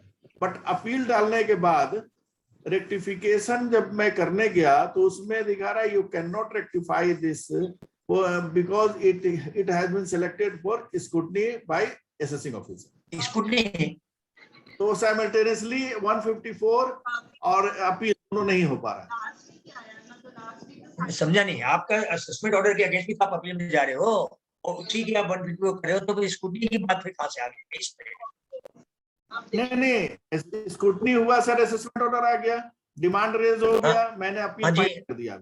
हाँ जी, उसमें एक्चुअली जो सेल्फ असेसमेंट टैक्स था उसको उसने कंसीडर नहीं किया आईटीओ ने, और जो डिमांड आया उस पर भी इंटरेस्ट उन्होंने चार्ज कर दिया। तो मैंने जो एक्चुअल डिमांड जो उसको इंटरेस्ट भी 12 लाख रुपए और डिमांड का % जमा भी करना है, तो वो 12 लाख रुपए माइनस हो जाएगा या 10 लाख माइनस हो जाएगा, एसएससी को रिलीफ मिलेगा। तो उसके लिए रेक्टिफिकेशन के लिए मैं गया तो वहां पर ये बोला you can not rectify because this year you have selected. नहीं ये तो कोई नहीं, ये आपके कोई सिस्टम की गलती है, तो कैसे आपको ऑलरेडी स्क्रूटनी हो गया फिर दोबारा स्क्रूटनी सिलेक्शन की बात कैसे हो सकता है? तो उसमें अच्छा ठीक है, मैं फिर से चेक। हाँ ये सिस्टम की कोई गलती है तो हो सकता है वो रेक्टिफाई हो जाए। आप एक काम कीजिए, इसको मेल कर दीजिए ना, ग्रीवेंस सेक्शन में मेल करके छोड़ दीजिए, आपको रिप्लाई आ जाएगी। यस वो बेहतर रहेगा, आप पूरा डिटेल रिप्लाई दे देंगे, उसको ठीक करेंगे। ठीक है जी, मुस्कान सेठिया जी। हेलो अंकल, बहुत अच्छा सेशन था ये। मेरे दो क्वेश्चंस हैं। एक तो आपने कहा था कि जो माइंडसेट होता है असेसिंग ऑफिसर्स का वो पता नहीं होता है, तो अगर वीडियो कॉन्फ्रेंसिंग का मोड लेके उनसे डिस्कस ही कर ले कि आपका मतलब क्या क्वेरी है, कहाँ आपको क्या डॉक्यूमेंट और चाहिए, तो वीडियो कॉन्फ्रेंसिंग के थ्रू भी तो हो सकता है ना? देखिए ऐसा है मुस्कान बेटा कि वीडियो कॉन्फ्रेंसिंग का अभी तक का जो एक्सपीरियंस है वो अच्छा नहीं है लोगों का। अभी तक क्या है कि वीडियो कॉन्फ्रेंस बहुत कम लोगों ने जो डिमांड की, हो सकता है कि इन फ्यूचर ये ठीक हो जाए। उसमें वो खाली आपका केस सुन लेते हैं, वो काउंट पे कुछ नहीं बोलते, काउंट पे क्रॉस नहीं करते। तो जो जो तुम बोल रहे हो उनसे क्रॉस कर लिया जाए वो सब सबको नहीं होगा। हाँ, इन ड्यू कोर्स अगर वो ठीक हो जाए सिस्टम के भाई ठीक है, वो भी चार चीज से अपने चार जवाब दे रहे हैं तब तो बात अलग है। पर अभी तक इसलिए वीडियो कॉन्फ्रेंस जाने में बहुत बड़ा कोई एडवांटेज नहीं है। खाली इतना है कि आप जो लिखे हो और बोल के बेटर समझा सकते हो। आप समझो बोलने से ज्यादा बेटर समझेगा तो बात अलग है। नहीं, क्योंकि अभी मैं एक केस में वीडियो कॉन्फ्रेंसिंग ऑप्ट की थी शो कॉज नोटिस के अगेंस्ट। मैं रिप्लाई भी दे दी थी, बट फिर मेरे को जानना था कि क्यों समझ नहीं आ रहा है, क्योंकि 142(1) और ऑब्जेक्शन सब में मैं बोला हुआ था। फिर वीडियो कॉन्फ्रेंसिंग में मैं पूछी कि हमारे ये ट्रांजैक्शन हुआ ही नहीं है, तो फिर अब मैं आपका और क्या एविडेंस दूं? तब फिर बैंक स्टेटमेंट से वो लोग देख के बोले कि 2 ट्रांजैक्शन आपके हैं, आप इनके कंफर्मेशन दे दो बैंक के कि ये ट्रांजैक्शन कोई थर्ड पार्टी से हुआ हुआ है, तो फिर हम केस को मतलब समझ जाएंगे हम केस। तो फिर मैं नेक्स्ट डे दे दी थी एंड फिर बट वो ऑर्डर में वापस से एडिशन कर दिया और यही बोल के कि रिप्लाई वाज नॉट टेनेबल। बताइए, यही तो है ना। चलो, लेकिन धीरे धीरे चीजें ठीक हो जाएगी। जबकि ऑर्डर नहीं होना चाहिए, जब आपने दे दिया वीडियो कॉन्फ्रेंस भी रिकॉर्डेड है, उसके बाद में तो ये हो रहा है। एंड मेरे को अभी तक रिकॉर्डिंग भी नहीं मिली। उसमें लेटर में लिखा हुआ था कि 10 दिन में वीडियो रिकॉर्डिंग मिल जाएगा, तो ना ही रिकॉर्डिंग मिली और रिप्लाई भी इसमें शो मतलब ड्राफ्ट नहीं, इनफैक्ट एक्चुअल ऑर्डर में आ गया कि इट इज नॉट टेनेबल, जबकि जो उन लोगों को चाहिए था वो भी मैं दे दी थी।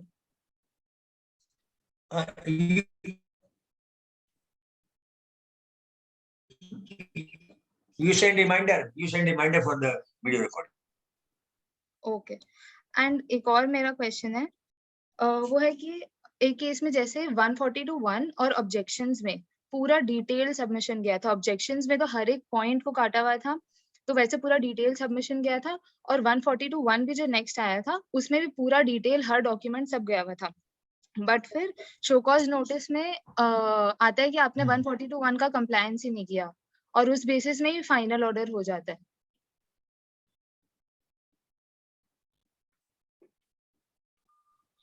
आवाज कट के आ रही है, समझ नहीं आ रहा तुम क्या बोल रही हो। आवाज कट रही है। अब आ रही है क्या आवाज? हाँ, मैं ये बोल रही हूँ कि अगर ऑब्जेक्शन के टाइम और 142(1) के टाइम पूरा detail submission with complete evidences वो सब फाइल हुआ है अगर। ना फिर कट रही है। मुस्कान डोंट माइंड, तुम हमको फोन कर लेना, मैं बता दूंगा। तुम्हारी आवाज कट रही है। ठीक है। हेलो सर, एक चैट बॉक्स में तुम फोन कर लेना, मैं बता दूंगा। हाँ सर, एक चैट बॉक्स में एक क्वेश्चन था, is order under section 148 clause D is appealable? No, it is not appealable. आप रीड कर सकते हैं। You can go for the read. Nikita, you can unmute yourself and ask your question. नमस्ते uncle. नमस्ते uncle, last year एक notice आया था हमारे पास 148 का 31 मार्च को। मतलब उसमें डेट लिखा था नोटिस में 31 मार्च, लेकिन वो आया था एक्चुअली 1 अप्रैल को सुबह 5 बजे। ठीक है, अभी उसका हम लोग ने अपील भी फाइल कर दिया था। फिर 12th को जो एक नया ऑर्डर आया ना कि अगर 1st को आया है और वो सुबह 5 बजे आया है तो जिन्होंने रिट फाइल किया वो नलिफाई हो गया है वो केस। सर लेकिन हम लोग ने तो ऑलरेडी अपील फाइल कर दी है, so how shall we go about now, because we did not go for writ. नहीं, आपकी आवाज पूरी नहीं आ रही है। यू मीन टू से कि अभी जो अपने 31 मार्च की जो नोटिस है वो 1 अप्रैल को मिली है, उसकी आपने रिट फाइल कर दी, आप बोल रही हो? तो पिछले साल, हाँ पिछले साल सर 31 मार्च 2021 का डेट था उसमें, लेकिन वो अपने पास आया था 1 अप्रैल को सुबह 5 बजे 5 AM। 1 April 2021। Correct, 1 April 2021 morning 5 o'clock. So there was this recent judgment which was passed on 12th April 2022 कि अगर आपके पास ऐसी कोई नोटिस आई है जो 1 अप्रैल, अगर नोटिस में डेट 31 मार्च लिखा है लेकिन फिर भी अगर आपके पास वो चिट्ठी 1 अप्रैल को आई है तो वो इट इज नॉट वैलिड। पर हमने अपने केस, वो तो उस केस में था जब हम लोग ने रिट फाइल किया था। हमने अपने केस में अपील फाइल कर दी है ऑलरेडी। ठीक है। What should be our course of action sir? ये आप 14-15 के लिए बोल रही है ना सस्पेंड किया, जो अभी जो सब मार्च की नोटिस अप्रैल में फाइल हुई, वही तो? करेक्ट। अब उसमें तो कुछ बोलने का रहा ही नहीं ना।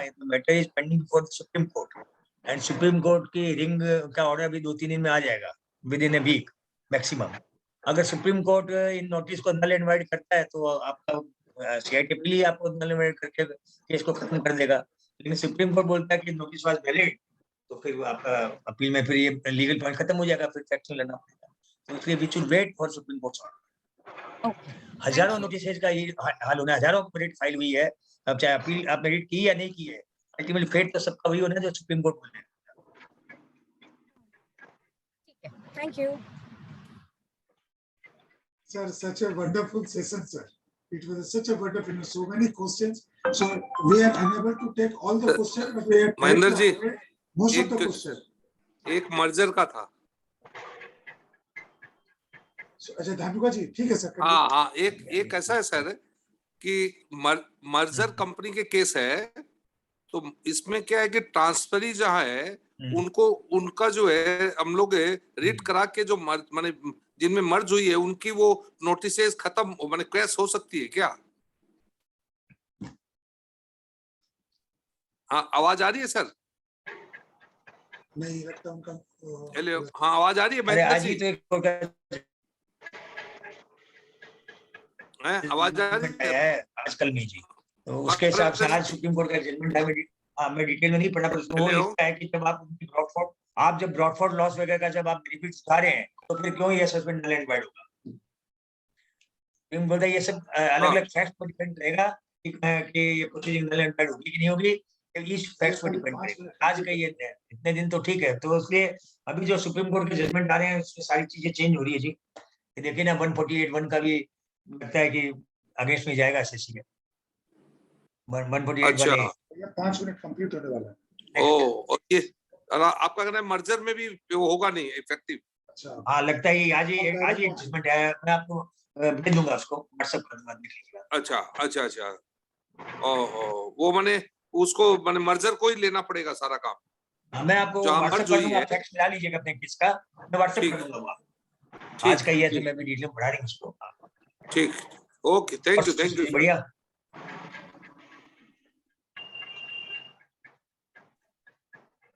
Mahendra bhai, you need to unmute yourself. Yeah. Thank you, sir. For such a wonderful session, sir. So due to the specific time, we are unable to take all the questions, though we have tried to accommodate the most. Now, thank you, sir. Thank you very much, sir. Now, I request Sumit to please offer a formal vote of thanks. Thank you, Mahendra bhaiya. I, on behalf of the association and on behalf of all the participants, would thank Subhash ji in absentia and Paras ji for such a nice deliberation. Sir, your deliberation as usual was very practical and was, it was from a practicing professional's point of view, that how it was fully practical कि आप कैसे उसको जवाब दे, क्या नहीं करे। और मुझे लगता है मेरे जैसे काफी प्रोफेशनल्स को इससे बहुत फायदा हुआ है, और आपका मैं बहुत शुक्रगुजार हूँ कि आपने हमें समय दिया और हमें हमारे साथ अपना अनुभव शेयर किया। Thank you so much sir. Particularly Paras ji, आपने जो वर्ड बोला था, if required, yes, what we have to use that, if required. That was a very that was a wonderful explanation. Your question not clear to me. आप क्या कहना चाहते हो? Sir, आपने एक वर्ड बोला था ना, if required, what we have to do. तो सर उसमें आपने बहुत बढ़िया से एक्सप्लेन किया सर। if required तो अपने को क्या देना चाहिए इसमें? if required के ऊपर मैं विश्वामित्र में महेंद्र जी, मैं 1 महीना पहले अपने आर्टिकल में ये चीज लिख चुका कि ये जो if required का क्या मतलब है, कि ये कंपल्सरी आर्टिकल 1 महीना पहले मैं आ चुका। हाँ, मैंने तो अभी सुना सर, बहुत अच्छा लगा सर उसमें if required। मैं एक चीज नजर में लाना चाहूंगा कि अभी भी हम लोग 102 पार्टिसिपेंट है, तो आप समझ ही सकते हैं कि हमारा सेशन कितना इंपॉर्टेंट और कितना बढ़िया है। वेरी गुड सर, ये तो पारस जी का सेशन था, लास्ट तक अभी भी तो बहुत अच्छा था, लेकिन पारस जी को कहीं निकलना बोल के अपने ज्यादा क्वेश्चन दे लेता। Thank you sir. Thank you so much sir. Thank you Mahendra ji. Thank you, Sumit ji. Thank you, sir. Thank you, sir. Mahendra ji will end the session. Yes, please. Thank you so much all. Thanks for participation. Thank you, everyone.